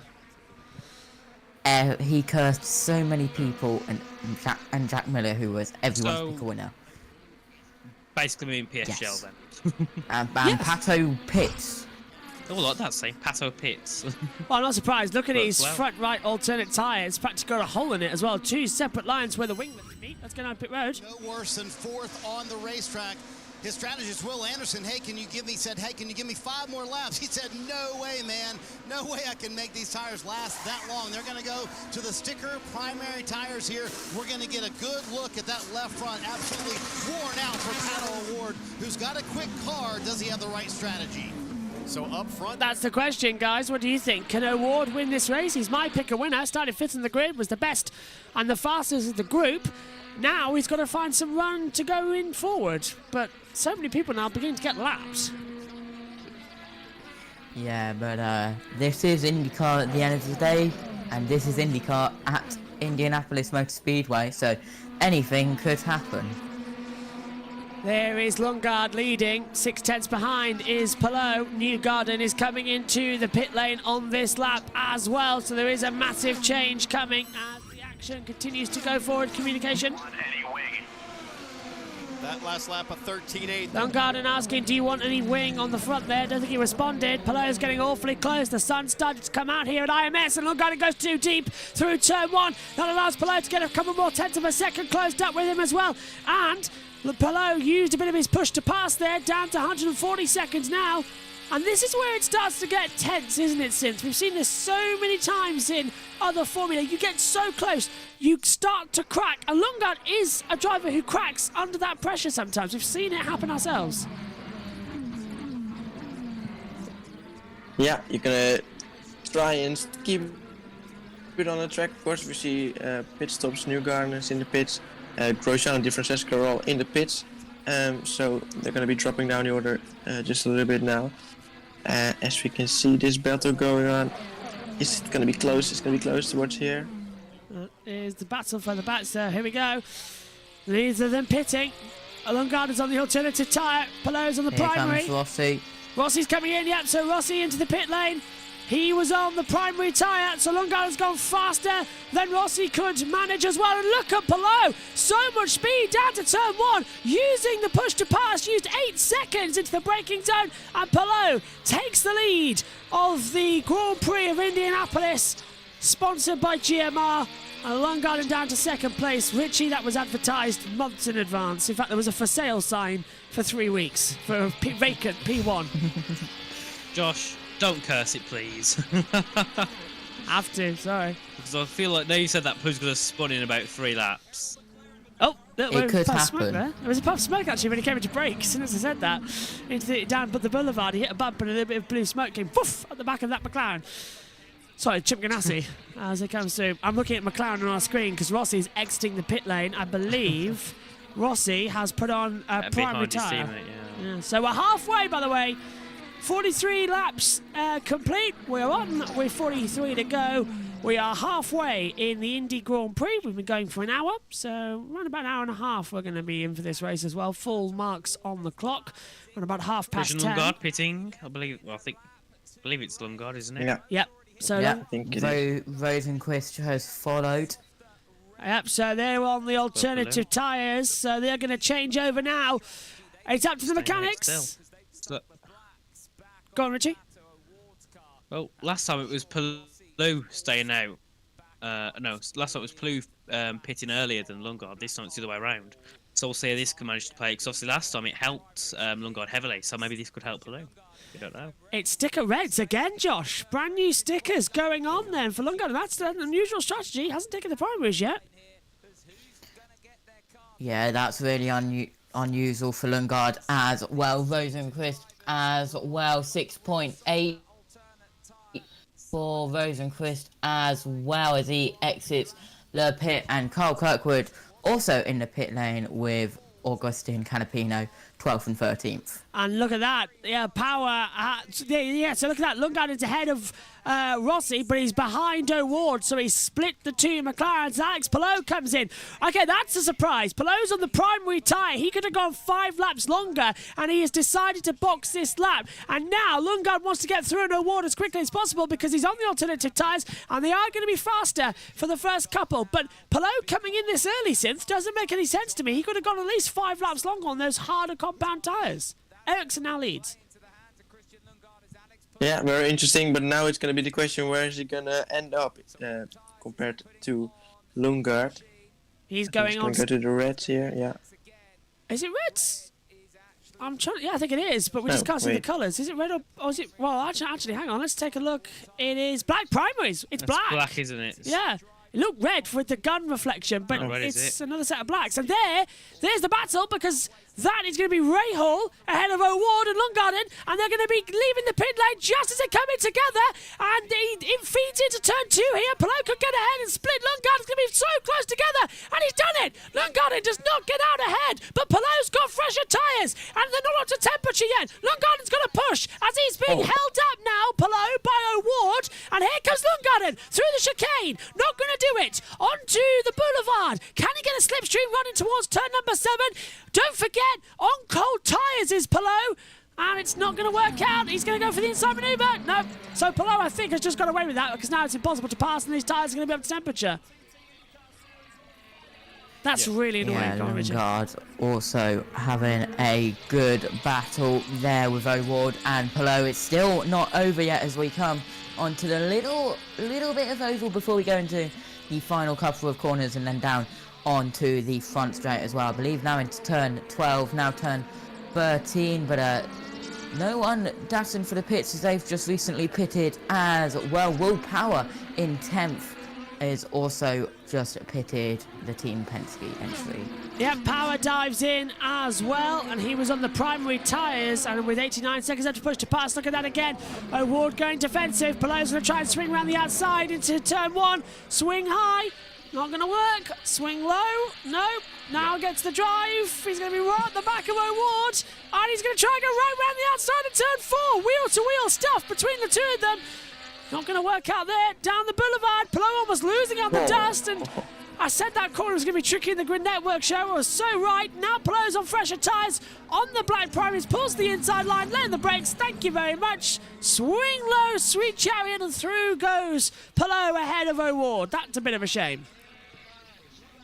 Well, Pillow's taking so much curve, especially at that entry to the chicane, just jumped it completely and made the rear really unstable. So we've got to make sure people don't do that again, because it can end in damage to the floor Dixon leads. or even a spin. Yeah, Everton and Herta pit. So Scott Dixon hits the front here. And that is Herta getting some fresh air. Pit road. Because it is hot down there in pit lane. Yeah, and it's humid, and hence you know as a driver that's kind of the worst condition. Heat's one thing, humidity a totally different thing. Going to the top. Lundgaard's going for it. Once they got those tires off from earlier, you see a lot of drivers pitting here. Lundgaard still rages on. Lundgaard goes to the move and gets ahead of Pato O'Ward towards turn number 1. It was a late move coming in the braking zone, and it was nicely done. Herta, however, has jumped as well in the pit lane, so Herta's got more speed, got ahead of Ericsson. We were watching both pit stops, but that was a great move there, Josh, from Lundgaard, getting through on the inside sweetly into turn 1. Yeah, Lundgaard into 4th as well. That was a good move there. Ericsson and VK are having a battle for 10th and 11th as well, respectively. And lap 46 of 85, we are now on board. Looking back, I believe that's Ray Hall to Pillow on 2nd and 3rd, and that's getting very, very close there. Is Pillow on the back of Ray Hall. How long is Ray Hall going to hold up Pillow to give Lundgaard, his teammate, a little bit of an advantage? Down the straight we go. Pillow's on much fresher tyres, remember. He is on the black primaries. Ray Hall is on old red tyres. It's not going to be that long of a battle. Pillow breezes to on the inside line. Uses a little bit of his push to pass. He's now down to 80 seconds. Ray Hall's still on 185 seconds of push to pass. Barely used it. He's used 25 seconds. Correction, he's used 15 seconds of his 200 available in this race. So Ray Hall barely using that push to pass function. He is in the net leads as well, but he's not in the racing battles overall as well. We'll go down to Omi in a second to see what he's making with 39 laps of this race to go in a few moments. But on our Cynthia question, because Venus VK is back up into 11th position and is back on the lead lap after being a lap down. Yeah, well, he of course was my pick a winner for this race. But yeah, well, let's hope he can race. Yes, but yeah, maybe. Look at that. Lundgaard has been let through by his teammate. Nicely done on the inside, coming through the chicane at 14. And Lundgaard goes up into 3rd position ahead of Ray Hall. Omi, to you, what are you making of the race so far? But he's not there. He's now running to the microphone. And diving into the pit lane is Benjamin Peterson as well. So that's a little bit of a lock-up we've seen further back. Omi, what are you making of the race so far? You were cut out there for a second, Josh. Me? Am I okay? Yeah, you're fine now. No, you are. Lovely. Right, Omi, let's throw it to you if you can hear me. What are you making of the race so far?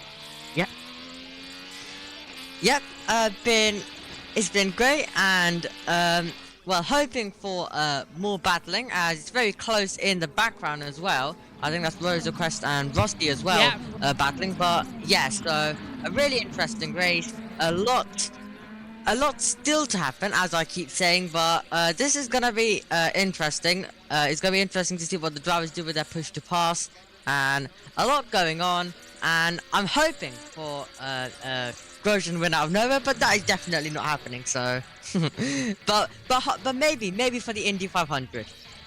And here's the liveries that McLaren are going to be using, a pure black livery as Dixon comes into the pit lane, giving the lead back to Pillow. A classic livery of McLaren with a white front and then a orange sort of half circle that goes at the front and the back of the car, akin to their Marlboro liveries of the day, and then a pure orange akin back to the great Bruce McLaren. And it's his attempt to win the 500 as well, and winning the 500, I believe, at one attempt as well. So all good there for McLaren as they make another return. They were supposed to have 4 cars on the grid this year with Montoya, but that fell through at the last second. 37 laps to go then. Let's. I think we're going to do through the field shortly as well. So I'm standing through for that to take a listen. Boy, is it No, we're not. But what we are going to do is have a little bit of a moment to have a word with Tom Gaymore from Sky Sports F1. See if he's got info for us. Well, if they have to go to lap 60, then I think Christian Lundgaard really is Power on the inside. Ever so slightly as we see Will Power passing Daly. I think that's Connor Daly, the number 20 Ed Carpenter machine. It is. That's for 17th place. Will Power on the reds, Connor Daly on the black, the harder compound.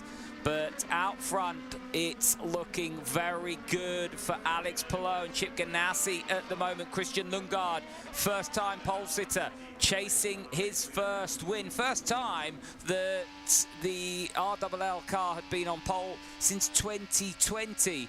And they dearly like to see one of their drivers in victory lane, and it's a huge performance from Christian Lundgaard here. He likes it around the IMS road course, that's for sure, and he's holding his own against the might of Chip Ganassi and Arrow McLaren, who have 3 cars up there. Graham Rahal also, who's off strategy, in 5th place. And then we've got the first of the Penske's. The Penske team, the most successful team around this circuit. They've got 8 wins around the Indianapolis Motor Speedway road course, with Andretti Autosport with 2 wins. Then it's Ed Carpenter, Chip Ganassi, Schmidt Motorsports, the only other teams to win around this track. But Penske just not at it. They said they missed the window in qualifying yesterday, but barring Will Power's misdemeanor with Carl Kirkwood down at turn 1, it's been a quiet affair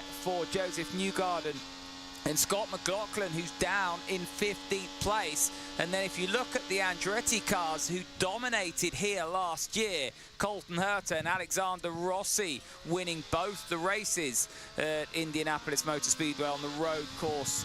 Grosjean qualified 18th, he's only 13th at the moment. Colton Herta, did he have a set of tyres that didn't work for him in the last stint? Well, he's the lead car in 8th. Carl Kirkwood, well, he's had a bit of a horror show, and so it's not worked out for Penske or Andretti Autosport. But that's the window in IndyCar. If you're just not quite at it, it's very, very difficult, and you'll find yourself down in the mid-pack. We've not seen much of Scott Dixon either. He's behind his teammate Ericsson. As we know, the lead car, Alex Palou, the sister Chip Ganassi, looking very strong. 2 seconds the difference now between him and Christian Lundgaard. Cheers, Tom. If you're just rejoining us as well, welcome back to our NBC viewers who are syncing up with us here on the commentary. Palou leads, Lundgaard second, O'Ward third, Rosenqvist fourth, Rossi in the top 5. McLaren having one of their best weekends on the return of IndyCar as a full owner team, remember, for the first time this year. There used to be Arrow McLaren, Schmidt Peterson. Now just Arrow McLaren. No Schmidt Peterson involved, they own full % of the teams. Josh Burt, Synthel, Josh T and Richie joins us in the commentary box. Richie's disappeared though from the box at the moment, so while I get that sorted, back to the 2-person team as well. Let's go down pit road. Midweek practice sessions, more than 60. Thought we were going to go through. Josh, what are you making so far then of all the action with 34 to go?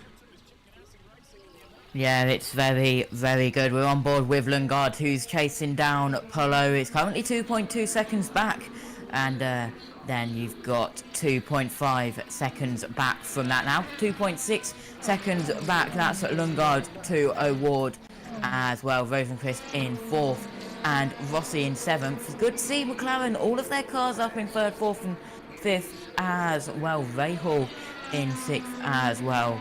But Lundgaard still trying to chase down Palou as we enter lap 52, lap 53 now of 85. A lot of action coming on. What are you making of it, Synth? Yeah, it's been a good race so far. We've had a few battles, so not too much drama, but well, the few battles we had were very enjoyable for sure.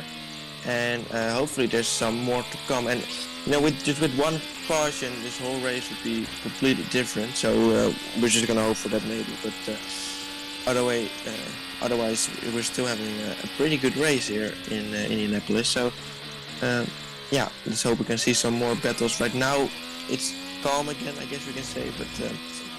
But we have had a few moments where it's been a lot of battles going on at the same time, which was really fun to watch. But yeah, for now it's a little calm. Yeah, and we only had one caution in this race currently. That was on lap 2 of 85. That was due to what happened between David Malukas and Stingray Robb, who are unfortunately both out the race. That occurred at turn 7 as well. But we've stayed green since then. Lundgaard's now dropped back to 3 seconds, so he's lost around half a second to Alex Palou out in front. But Graham Rahal still got 185 seconds of push to pass. Colton Herta 108 seconds of push to pass as well. Someone who has used a lot of their push to pass as well is Patrick O'Ward in third. He's only got 31 seconds left of push to pass, and Marcus Armstrong 37 as well. Someone who has not used any of their push to pass is Benjamin Pedersen. He's currently 5 laps down. He's been having a lot of problems in this race as well. Yeah, so you're absolutely right there. Pit Road's got some news too. To fulfill the rule. So they've run used reds so far in the number 5, but not a set of sticker reds. So they don't really have a choice. They're going to have to run along here and then try to just have a short stint on those new reds, make up as much time as they can. But they put themselves in the danger zone. Don't forget that Pato O'Ward, as he runs right now, is second in the IndyCar Championship. And if you run long on that final, their second to last stint, and Palou and Lundgaard pit here in 5 laps, you run the risk of getting totally caught out with a caution. So, I don't know. It's a big gamble to push it into that danger zone on a late stop, but it looks like O'Ward's going to have to. A very workmanly day by this guy and this team. The snap-on tools, number 2 of Joseph Newgarden. He'd jump up 1 position in the championship. He's made up 7 positions in this race. That's a solid day of work. Really is so far as they come through. 55 of 85 then as well. Unfortunately, Richie's had to leave the commentary box, which has meant that for the past couple of minutes, you might have been wondering what I was up to. I was just adjusting the commentary box camera screen back to a 3-person squad. As we now can see Rahal versus Herta down the boulevard. Herta's on the inside line and makes the move stick into the braking zone. Nicely done as the rest of the field tried to come back up as well.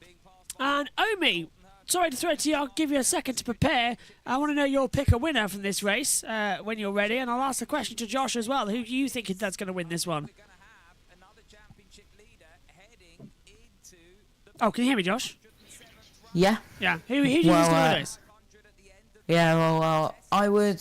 My pick a winner is currently O'Ward, but it might be either Palou, but I also want to see Lundgaard as well get his, I believe it would be his first IndyCar win, and what a place to do it at Indianapolis as well. But also Newgarden down in 6th, not been the best day for Newgarden. Of course, had quite a terrible qualifying session yesterday as well, but VK still staying strong in 11th. I picked this man here, Christian Lundgaard, going in 2nd position at the moment as well. He's 4.7 seconds off the pace. So I picked O'Ward, who is chasing down Lundgaard, and I've got my own pick a winner wrong there. It's been a very long day of commentating. But yeah, I picked O'Ward to win. He's currently hunting down Lundgaard and with one caution as well. Within the next 30 laps, we'll bring it all back up. Synth, who's your pick a winner? Well, it was VK. I mean, it's still possible, but I doubt it. It would be really fun if Herta would still somehow win this race, because then he would keep up his 100% win rate from 14th. But for I think Palou might just get this one. And Omi's in the pit lane for us, as he has been all day. Who's your pick a winner, Omi? Well, I did say Ericsson, but I think we might need a change on that actually.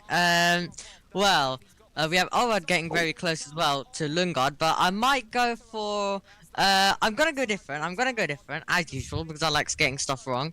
But I'm gonna go for Rosenquist here. Oh, nice call, nice call. Let us know in the chat who you are going for your picker winners as well. I've got YouTube chat open, so let us know as well. As they come through. View Nomad as well, hello, says go Scott Dixon. And Diego as well says big eyes as well, with some things earlier on in the race as well. I know Tom's watching, so Tom, who's your picker winner as well coming in? Richie's had to leave us, but don't worry, I said you can drop out any time. There's no full rules with this team. We can come and go as we please now with everybody coming in. As you can see, we've just adjusted the timing screens.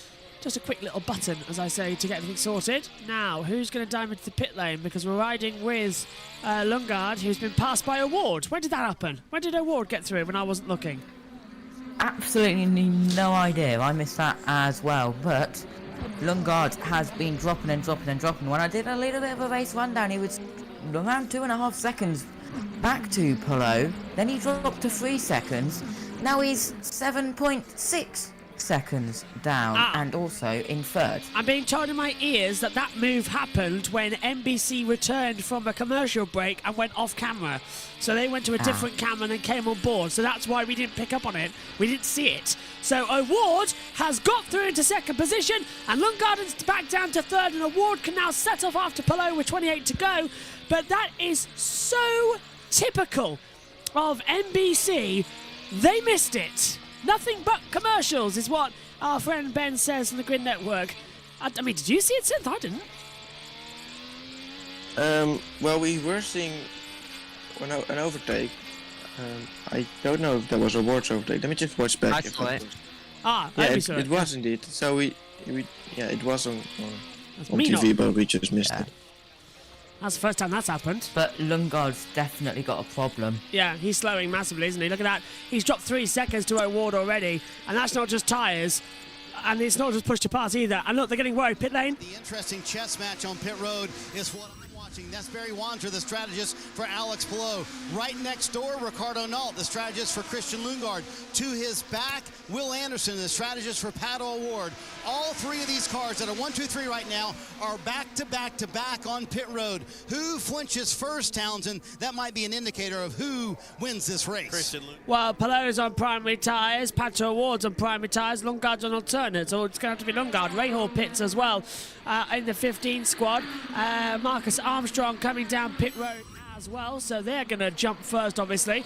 We've been green now for over 50 laps. We have 27 to go here at the Indianapolis Motor Speedway on the road course as we begin the month of May. If I'm this tired after commentating, God knows what I'm going to be after the 500.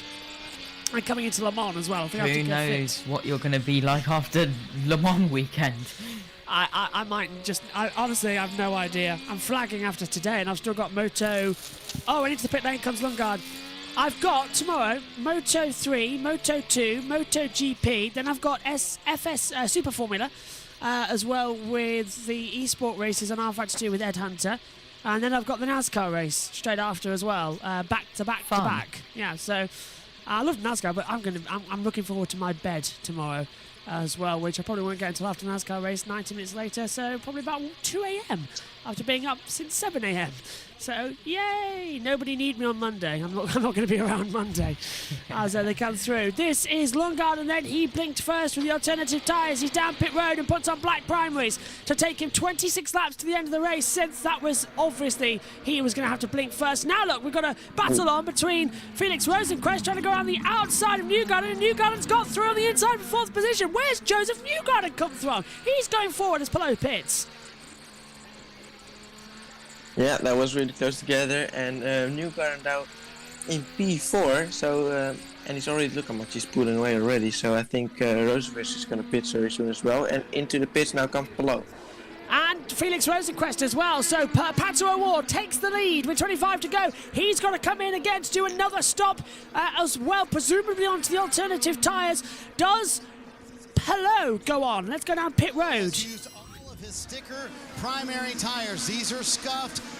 primary tires going on for Alex Palou. And as soon as the 10 laid out, as we mentioned, right in front of them, Pato O'Ward, he laid out as well. Trouble getting the left front off of there. So alternate scuff tires for Palou. A quick stop, and the 5 will come down. And remember, they'll go to alternate tires here for the 5. So the top 3 cars on completely different tire strategies as Palou leaves pit road, and Pato O'Ward will come down pit road. No problem there for Alex Palou, because look, Christian Lundgaard's only just come off the final. And it's got a lot darker, guys. The clouds are starting to come in over turn 1 with 25 to go. It's up 35% chance of rain starting to rear its head. Now we've got a problem as Palou's got ahead of Lundgaard, but Palou's now on alternative tyres, which is really slow stop, Josh. Ericsson's still in there, isn't he? Grosjean too, and that's why we've got a car stopped. It's the Auto Nation. That's going to be, I believe, once again, Kyle Kirkwood. Is that in the pit lane? Where's that? So is he stopped? It's right at the end, I think. Yeah. That's the other alternation. Who's in the pit lane with the 60s? So it's leaving the pit lane. So who just left the pit lane? Is it? Oh, well, there's Grosjean getting passed by McLaughlin at the end of the pit lane. I'm trying to see. It's Pagano. Yeah, or Helio Castroneves. He's the number 6 as well. So one of them is. So it's one. Castroneves left the pit lane a minute ago. So it's Castroneves then, yeah. So you're right. And there was white on the car, so yes, Castroneves. Right, so Helio Castroneves has stopped in the the Meyershank racing car as well. So he's come to a stop. Just trying to take a look. And we've got the 14 stopped as well in the pit lane. And it's the 60. So it's the other one. Yeah, you're right, Synth. It's Pagano. And the 14 stopped as well. That is going to be Santino Ferrucci. And they've come to a stop in the pit lane. So that's unusual. Grosjean's got going. O'Ward pits. Is it fuel? It's got to be fuel, isn't it? 7 seconds to Rossi, but look at this. O'Ward, as he dives in, has 21 seconds to Palou and 30 seconds to Lundgaard. Really close stuff now. They're throwing the caution. They haven't closed the pit lane. Let's head down to pit lane. Now to throw on those sticker alternate tires. He had a 30-second gap to Alex Palou, so this blend out could be kind of gnarly. It's about 37 seconds normally, Marty, on a pit sequence here. So let's see how this one shakes out. This is going to be very interesting with the top 3, in theory, battling for the win on different tire strategies. You guys mentioned alternate sticker tires here for Pato O'Ward. One note. Look at the 5 and the 10 on the driver tracker. Cooler. In theory, that one maybe held these alternate tires for O'Ward, putting them on with 23 to go. Look at that wing adjustment as well, going to the alternates. And the 5 has not been, and the 10's gone through. Alex Palou has got ahead of Pato O'Ward. As you can see on the driver tracker, the 10 miles ahead before they come in towards turn number 1, and O'Ward just being released now. So that was a finito maneuver stop as they come through. Power's in, Canapo's in, Ferrucci is still stuck, as well as Simon Pagano. So don't think they're going to take any further part in this race with 23 to go. Let's have a look at 5-star crash test as my local station is doing severe weather reports. So it's great to at least find this stream and hear what's going on. Very excited for Lundgaard. He's looking good at the moment in P6 with new tyres. We're into the final pit stop places as well. 3 laps on new red tyres. You know what to do. That's O'Ward being told you've got new tyres, you know what to do. And Palou's on 5-lap-old reds. Hertz into the pit lane too. First of all, 5-star, I just want to say I hope you are safe. If there's severe weather reports in your area, I hope you are safe and stay safe. Here comes Hertz though, Josh down pit road. He's surely going to have to go on to the black primaries. No, it's sticker reds. He's safe to set. Yeah, sticker reds as well. That was, I do believe, an 8.5 second stop for Canapino, who's just exited as well, and also a 8.6 as well for Hertel, I do believe.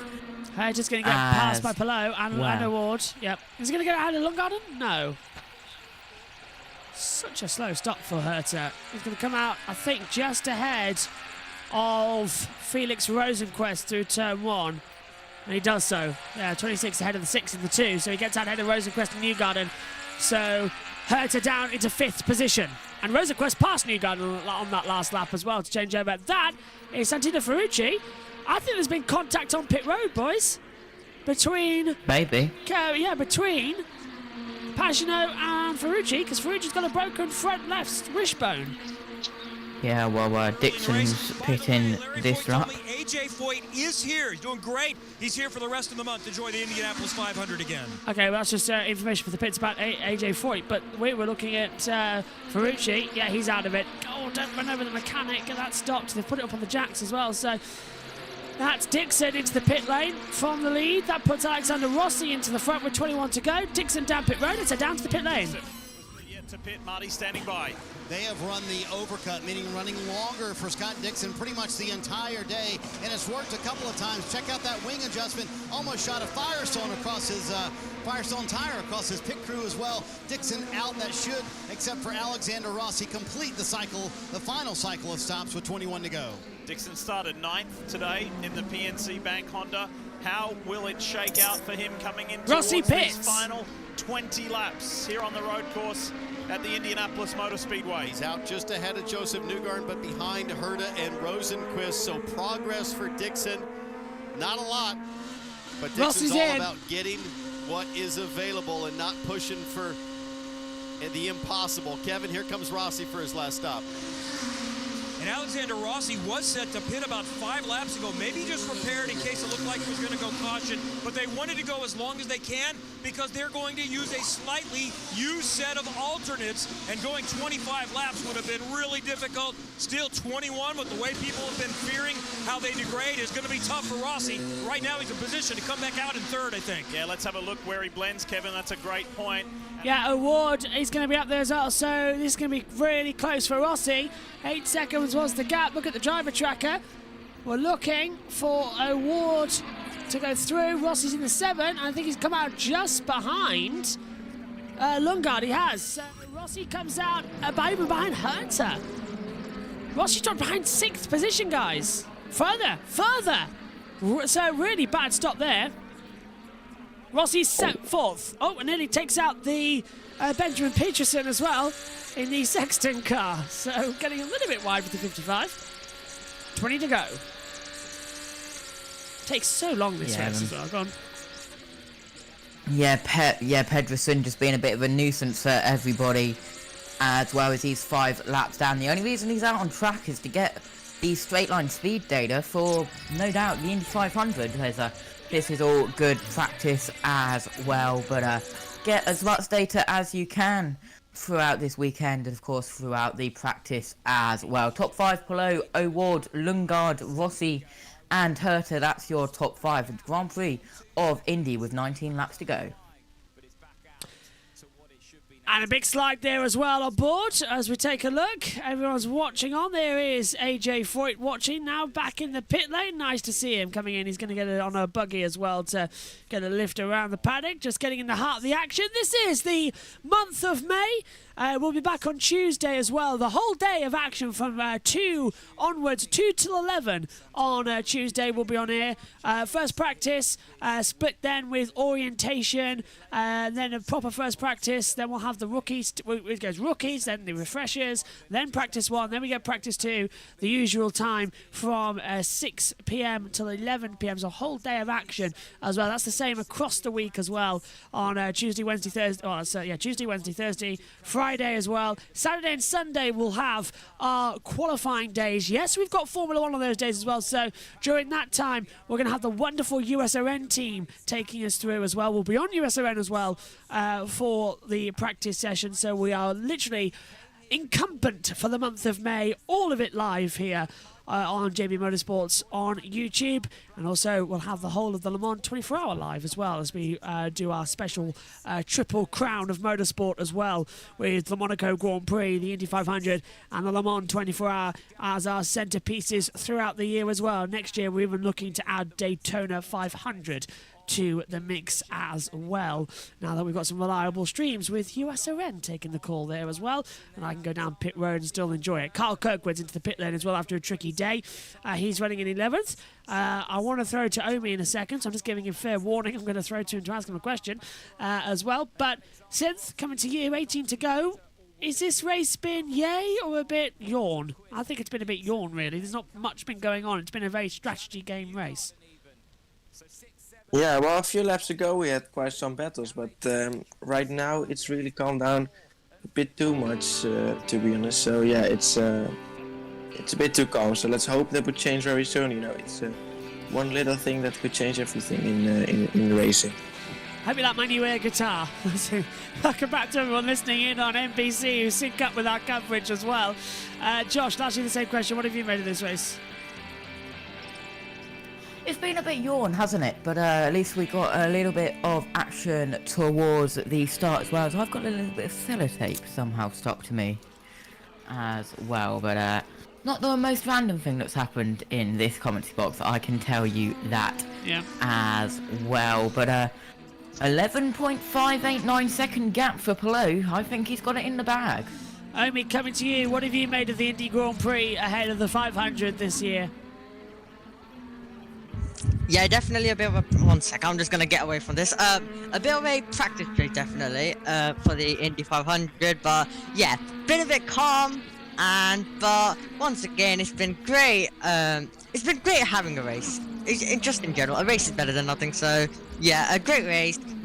Have enjoyed it. Could have been more action-packed, but if you compare this to F1, then this is the best race of the F1 2023 season. It was indeed. So much action has happened. And this, I believe, is finally what we're going to see the contact with. This is going to be Simon Pagenaud coming out of the pit lane. Kevin Lee? I think that we had any kind of an error on the pit stop, so maybe some sort of other issue wheel broke. that caused them to stop. Oh, right rear. Yeah. And you see it going away there. But I think they got it on securely, so Mike said we got to go back and be able to figure out and diagnose what exactly went wrong. Okay, so it was the rear nut synth that just broke off. Yeah, on the right hand side, the right rear just came loose. So that's unfortunate for him. But yeah, the 14 had some damage, right? We saw, I think, or was it something else as well? Maybe also front left coming loose. Not sure. I can see a replay of that as well.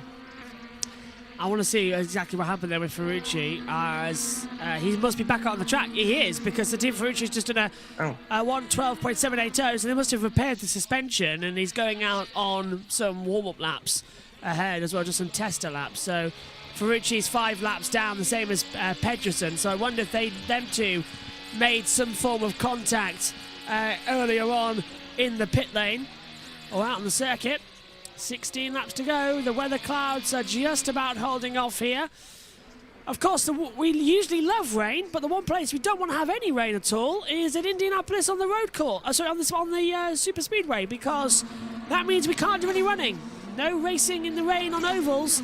So if any of the days do get rained out for practice, we have got loads of filler content to show you, including all the races from this year so far, as well as previous Indy 500s as well, and some great calls as well by USRN as well, so you will not be left shortchanged here on the week, because if we're like in an hour or two's delay, because every time there's a drop of rain, it takes an hour to clear the track, so it's that sort of thing going on. As we now see as well, this is the battle for the third and the podium, as Longard's in third, with Rossi directly behind, and he's slowly closing him in to try and have an attack and sort of pounce on him a little bit more as well. And Longard's desperately holding off Josh for a podium, and it could have been a first win, but a first pole this weekend is supposed the best way you want to go.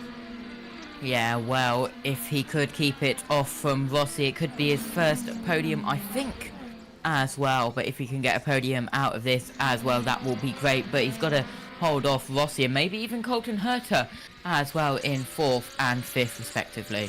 Just check your weather radar. You and Omi, check your weather radar, because I swear there's some rain just outside the circuit. You need to go gray 3 and take care of them for a little while. You can do that. Plus 1.4 to Herta. That's exactly. That's Rossi being told you need to save a little bit of fuel and make sure you're plus 1.4 to Herta. That's currently the gap between the two of them. So yeah. Omi, I presume, are you looking at some weather forecast for us as well? I'll send you on that little mission at Indianapolis.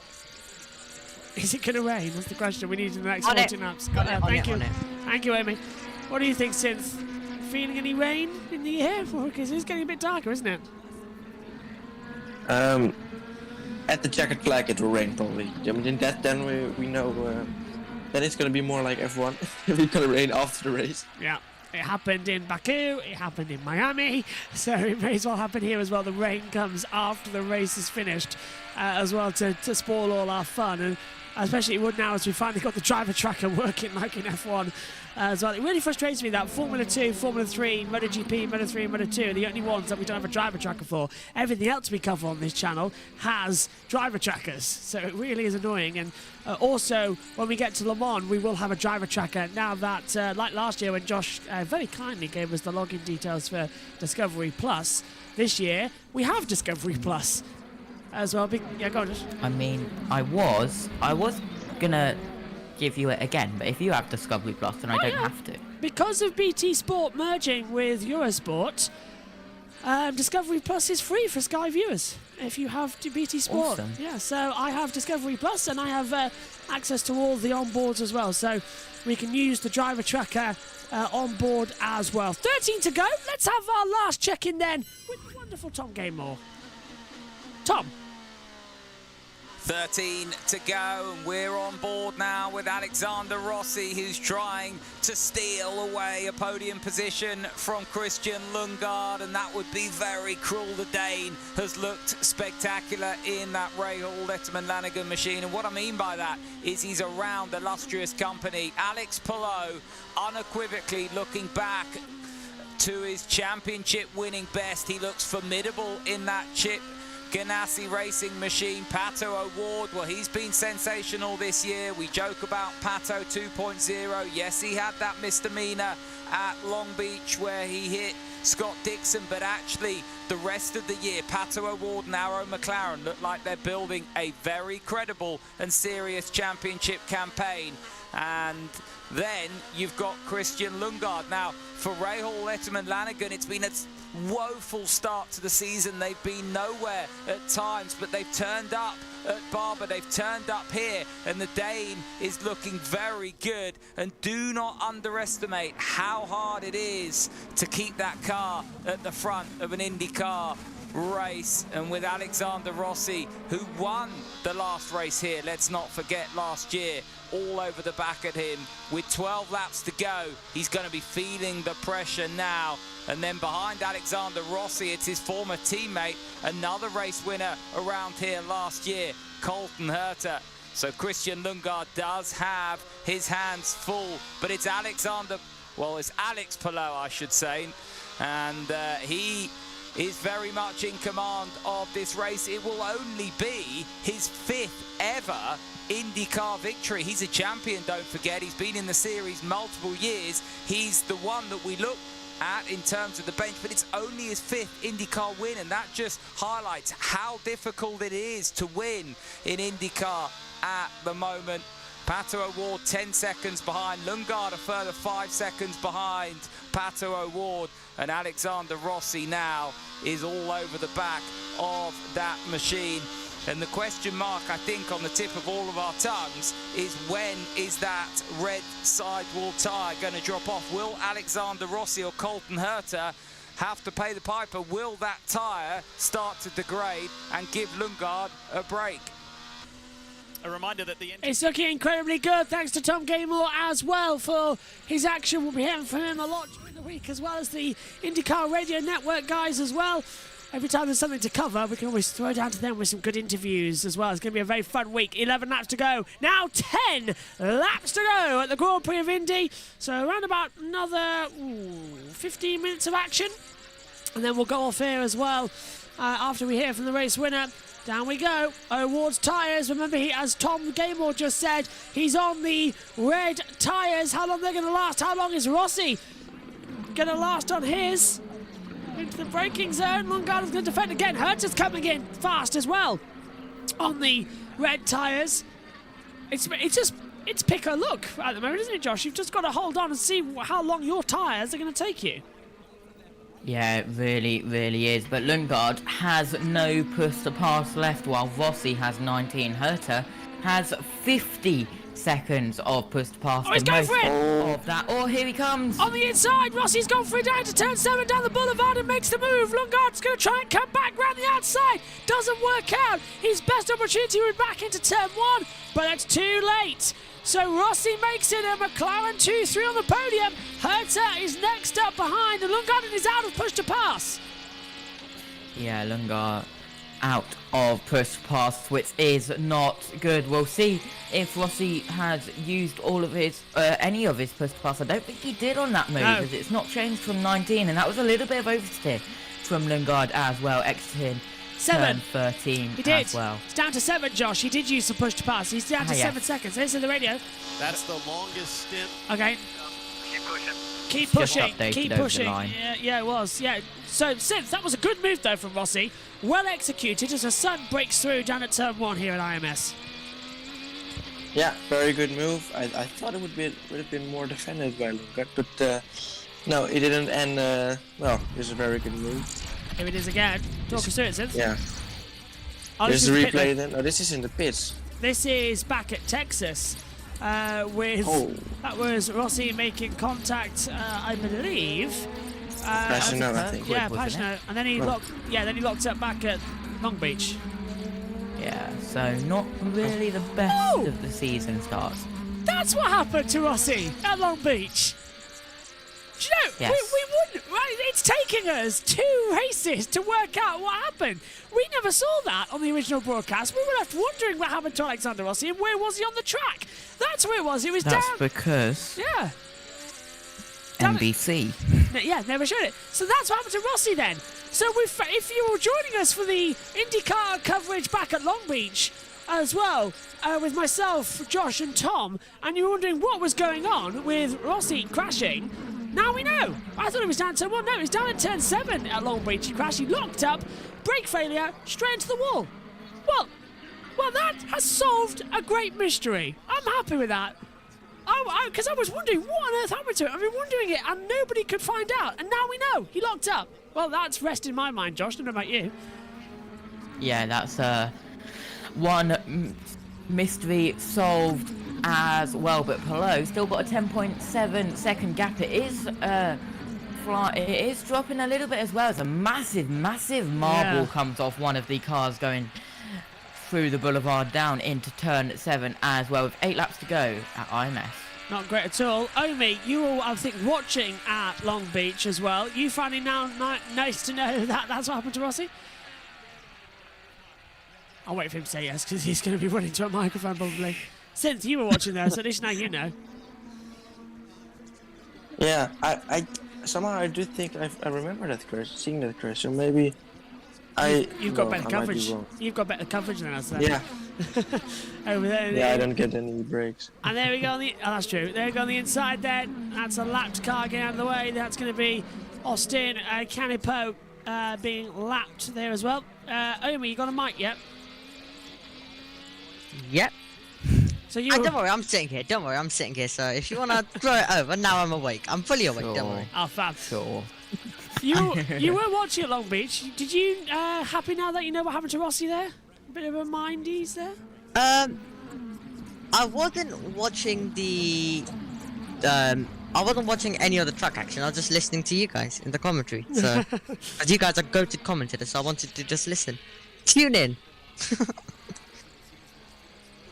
I'm just putting it in the Grid Network chat. So that's what happened to Rossi at Long Beach, because we all were wondering. Nobody had a clue what was going on as well. 7 to go Look at that then. big bit of tyre on the camera there. Yeah, it's really getting mucky, isn't it? That's on the back of, what is it? That's not on Herters, it's on the other one. So it's on Rosenquist and the McLaren. I think it might have been on Pelot's because it was blue car. Ah, so Pelot then coming in as well. Shirt untucked now as well from stretching, so I'll just re-tuck that in as it comes down. Is Rosenquist going to make a move on her to turn 1? I don't think so. Team radiographic This lap. popped up past this lap, I think it was. So Rosenquist with 16 seconds of push to pass left has got to make an attack on Herta. It's 79 of 80. Well, it's actually now lap 80, isn't it, as well on this race as well. So we're coming up on the end here of the IndyCar Grand Prix of Indianapolis, sponsored by GMR. And, well, Herta's going defensive, but Rosenquist can find a way through. Goes too deep. Oh, no. And that's thrown it away then, hasn't it, Synth? He's used all his push to pass. Yeah, well, put the wheel into the grass as well. Luckily, he didn't go fully straight on, and he's going to be immediately under pressure a little bit as well by Dixon behind. But yeah, that was his best chance of getting past Herta. Opportunity, door, completely missed it and went round the outside of it and smacked into the wall. Big rain cloud over the back there of IMS, but I think it's going to miss us. So like you say, it's going to hit after the race as well. Omi, did you ever see the weather forecast, by the way? Did it show anything? There is rain around the circuit, but I have a feeling it's going to hit after the race. Rosenquist to the inside of Herta, down at turn number 1 with a nice move. Herta backs out of it. Rosenquist goes through, but Herta's going to be right there to capitalise with a switchback manoeuvre. Herta has still got, by the way, 10 seconds of push to pass. Rosenquist has now used it all. This is Romain Grosjean coming onto the banking. Now, what's he done? That was so shocking. I don't know, actually. That was a weird one. And now this is Herta defending from Rosenquist on the previous lap. Herta's now actually defending, though, Josh, from Scott Dixon on this lap at the same part of the track. Yeah.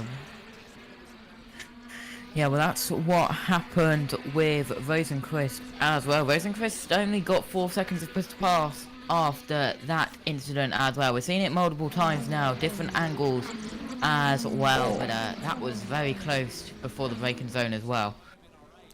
Was that a bit too much weaving from Herta? I mean, it was so close to contact as well. I think he maybe moved to the left a bit too late. The McLaren guys won it since. I think you're right there. And Herta's losing the rear tyre coming out the last corner. Look how much he's been vulnerable to Dixon across the start line. And Dixon breezes through for 6th position. A little bit of a puff of blue smoke as he hits a bit of a bump in the road down there at turn 1. And through goes Dixon on Herta. So Herta's tyres, I think, have dropped off the cliff there. What do you think, Sins? Yeah, I think so. You can clearly see him sliding a little bit more. Not as much as he did last year. Remember in the rain how much he was sliding. Yeah. Around this track. But yeah, he's definitely struggling. He's already immediately under pressure by Newgarden behind. How much did he want to win as well this weekend? Colton Herta, it's his first weekend without his father Brian Herta as his race strategist and driver coach as well on the radio. Don't know if Brian's going to be back for the 500 or not, but it's a new system at the moment he's working with. Qualified poorly, but finishes at the moment P7. Might be P8 surely, because here comes Newgarden to the inside of the chicane. Herta knows he's there. Can't do anything about it. Tyres have gone. Scrub set. Straight line. No radio. I thought there was. That communication graphics popping up and left, right, and everywhere. It's like the clones in Order 66 in Star Wars as well. They just pop up every to execute the Jedi. Anyway, down the back straight away here. We're in the month of May after all, so you know. True.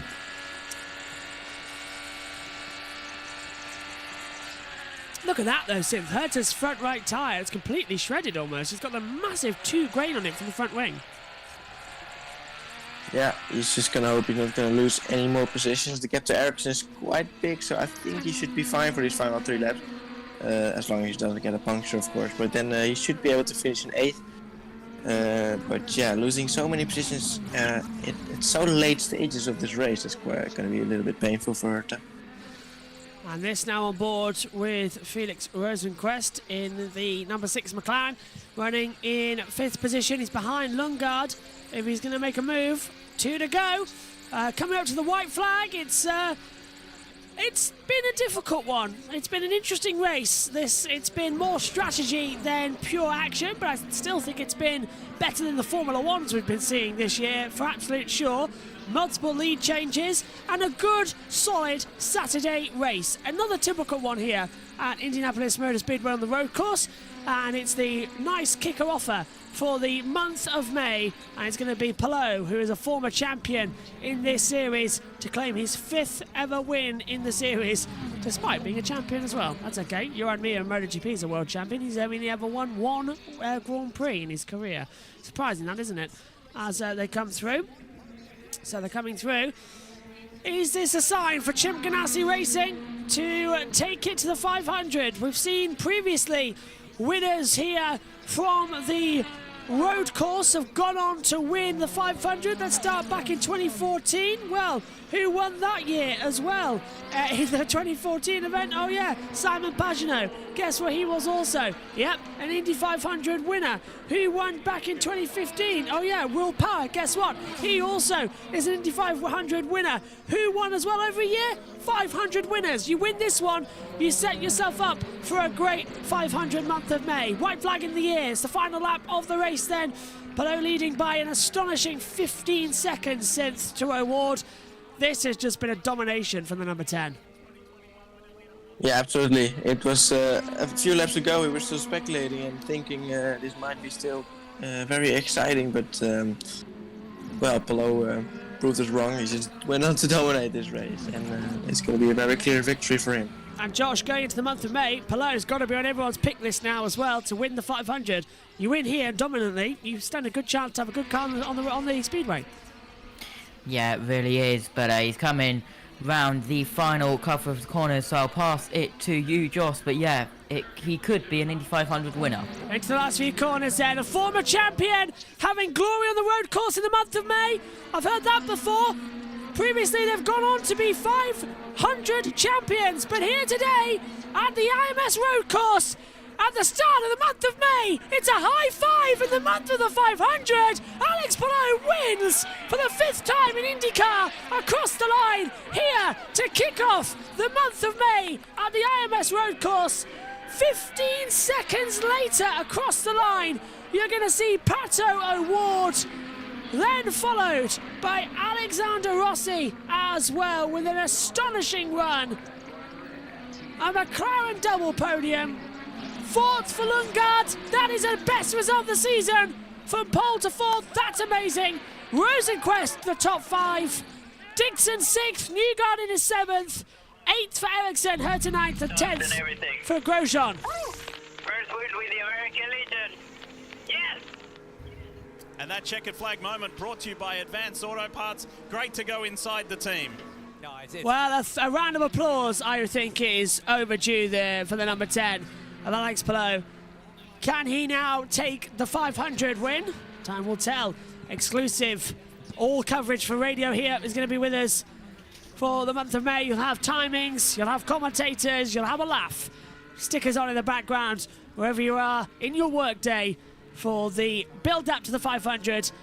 We'll have practice, qualifying live next week, and then on May 28th, we'll have the Grand Prix and the Indianapolis 500 to kick off. As Adam Lembre says, have your breakfast at Monaco, your lunch at Indy, and have your tea at Charlotte Motor Speedway for the Southern 600. Check a flag out there for Alex Palou. He wins here at the Grand Prix of Indy. Well then, guys, with the checker flag out, we've got to have a bit of a quicker sign-off today because it's coming up to 11 o'clock and the end of Eurovision, believe it or not. And we've got a family party going on as well to come through. So, fantastic race, says Brother JP, by Alex Palou. Absolutely agree with you. As the car stopping out on track there with fuel issues. That is Rosenquist stopping with fuel. And VK. Yeah, and VK. VK stopped since. He ran out of fuel as well. Oh, it has to happen, didn't it? They're going to get towed back then. All right, we'll hear from the top 3 and then sign off. Well, we'll hear from our race winner and then sign off in a second as well. So let's go over to Omi first of all. What did you make of the Grand Prix of Indianapolis and the Kickstarter for the month of May? Yeah, a bit of a calm way to kick it off, but we're going to have a lot of action coming in the Indy 500. So a great preview to it. I'm expecting an absolute thriller during the Indy 500. It's going to be a great month of May, great way to kick it off. And, well, it was a bit of a calm race. It did have its moments. It's been better, though, than Formula 1 as usual. So if you're going to watch IndyCar, then you can guarantee yourself to a better race than what Formula 1 can deliver. So, yeah. It's a really exciting month, the month of May. So a great way to kick ourselves off, but hopefully more action coming. Okay, so it's been 2 hours and 7 minutes since we went on air. And my iPad, that was at 100%, it's gone down to 45%, which means we're going to have to be using several different devices to have your driver tracker on the next few days. So that's going to be... My iPad gone down to 0%. That's why I had to switch over to my phone. All right, well, I'll let you go then as well, Sid, so that you can dash off after. What's your moment? Well...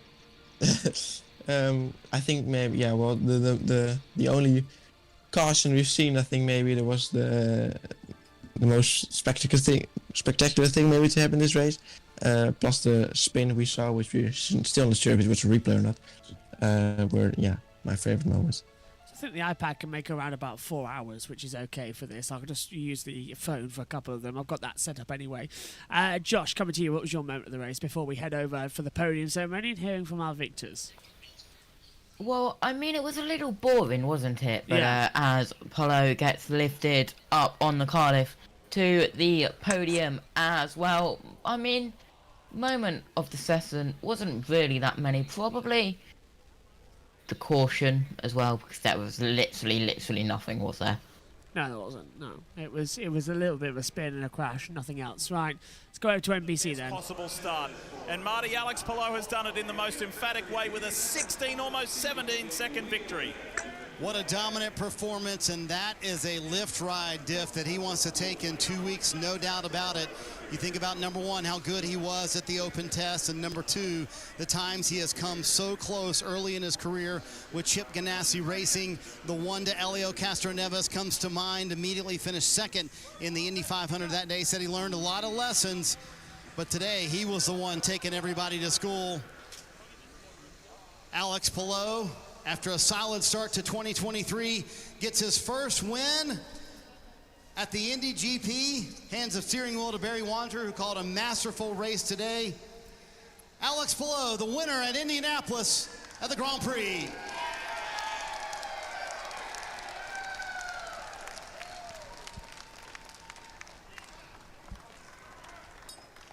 Hugs for the crew. Second win for Chip Ganassi Racing here at the Indy GP.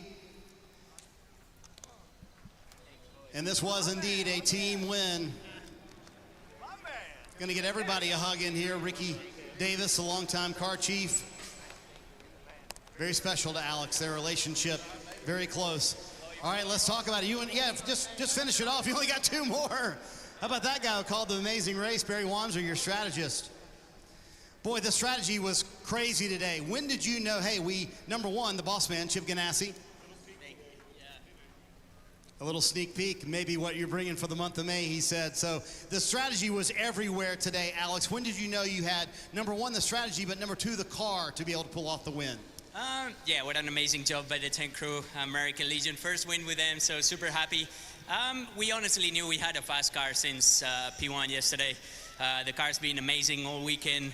And once we knew that we were starting on reds, I think we knew that we were going to fight for the win. So yeah, amazing work by these guys. I just had to execute. Yeah, you told me that the month of May was not good for the 10 team last year. How determined were you to turn that around early before you get to the Oval? Yeah, absolutely. We had an amazing test there. So it cannot be a better start than what we had so far. So tomorrow it's Ricky's birthday. I think he's going to be 35. Is that true? Maybe, yeah? It's an early birthday present for him. So the boss said this is just a preview of what's to come. One driver has swept the month of May. Is that something that you feel confident that you can do? Yeah, absolutely. I think we had the car the last 3 years, which has been close. So yeah, we'll keep digging and hopefully it will be our day. Yeah, this has been such a solid year for this race team. To get the win now, do you kind of feel, I know you're focused on the Indy, but this is a potential championship run? Oh no, I'm focused on the championship at the moment. Indy's gonna come on Tuesday, so I'm super happy that we're now with the first win of the season. Last year came too late, so yeah, we're starting off with the right foot. What a way to start off the month of May in victory lane. Alex Palou, the winner at the Indy GP, Kevin. Absolutely fantastic then as well, and that about wraps us up. First of all, before I go off it, have we commentated on everybody? Everyone's given their moments, yeah, since? Yep, yeah. Josh? Yep, Amy? Yeah. Oh, good. Just didn't want to miss anyone. Brother JP And says... what about Sinful's laptop? Yeah. There's Rich here too as well. He had to disappear during the race. Alex will be there for the 500. WEC, IndyCar and Formula 1, Le Mans, Monaco and Indy 500 all starts here. You can join us then on Tuesday. Coverage of practice for the Indy 500. Kicking it off. We're live throughout on JB Motorsports and USRN on the Mixler app. And you can join us as well for qualifying next Saturday and Sunday to decide the running order for the 107th running of the Indianapolis 500. Tomorrow you can join us for Moto 3, Moto 2 and MotoGP's 1000th Grand Prix from the French Grand Prix circuit as well. Not a busy weekend, but still fun. My thanks to Richie, my thanks to Omi in the pits, my thanks to Josh, and my thanks to Synthel as well. We'll see you during the week. Here we go then. It's time to do it. For the 107th time, it's the Indianapolis 500. We'll see you on Tuesday. Bye-bye.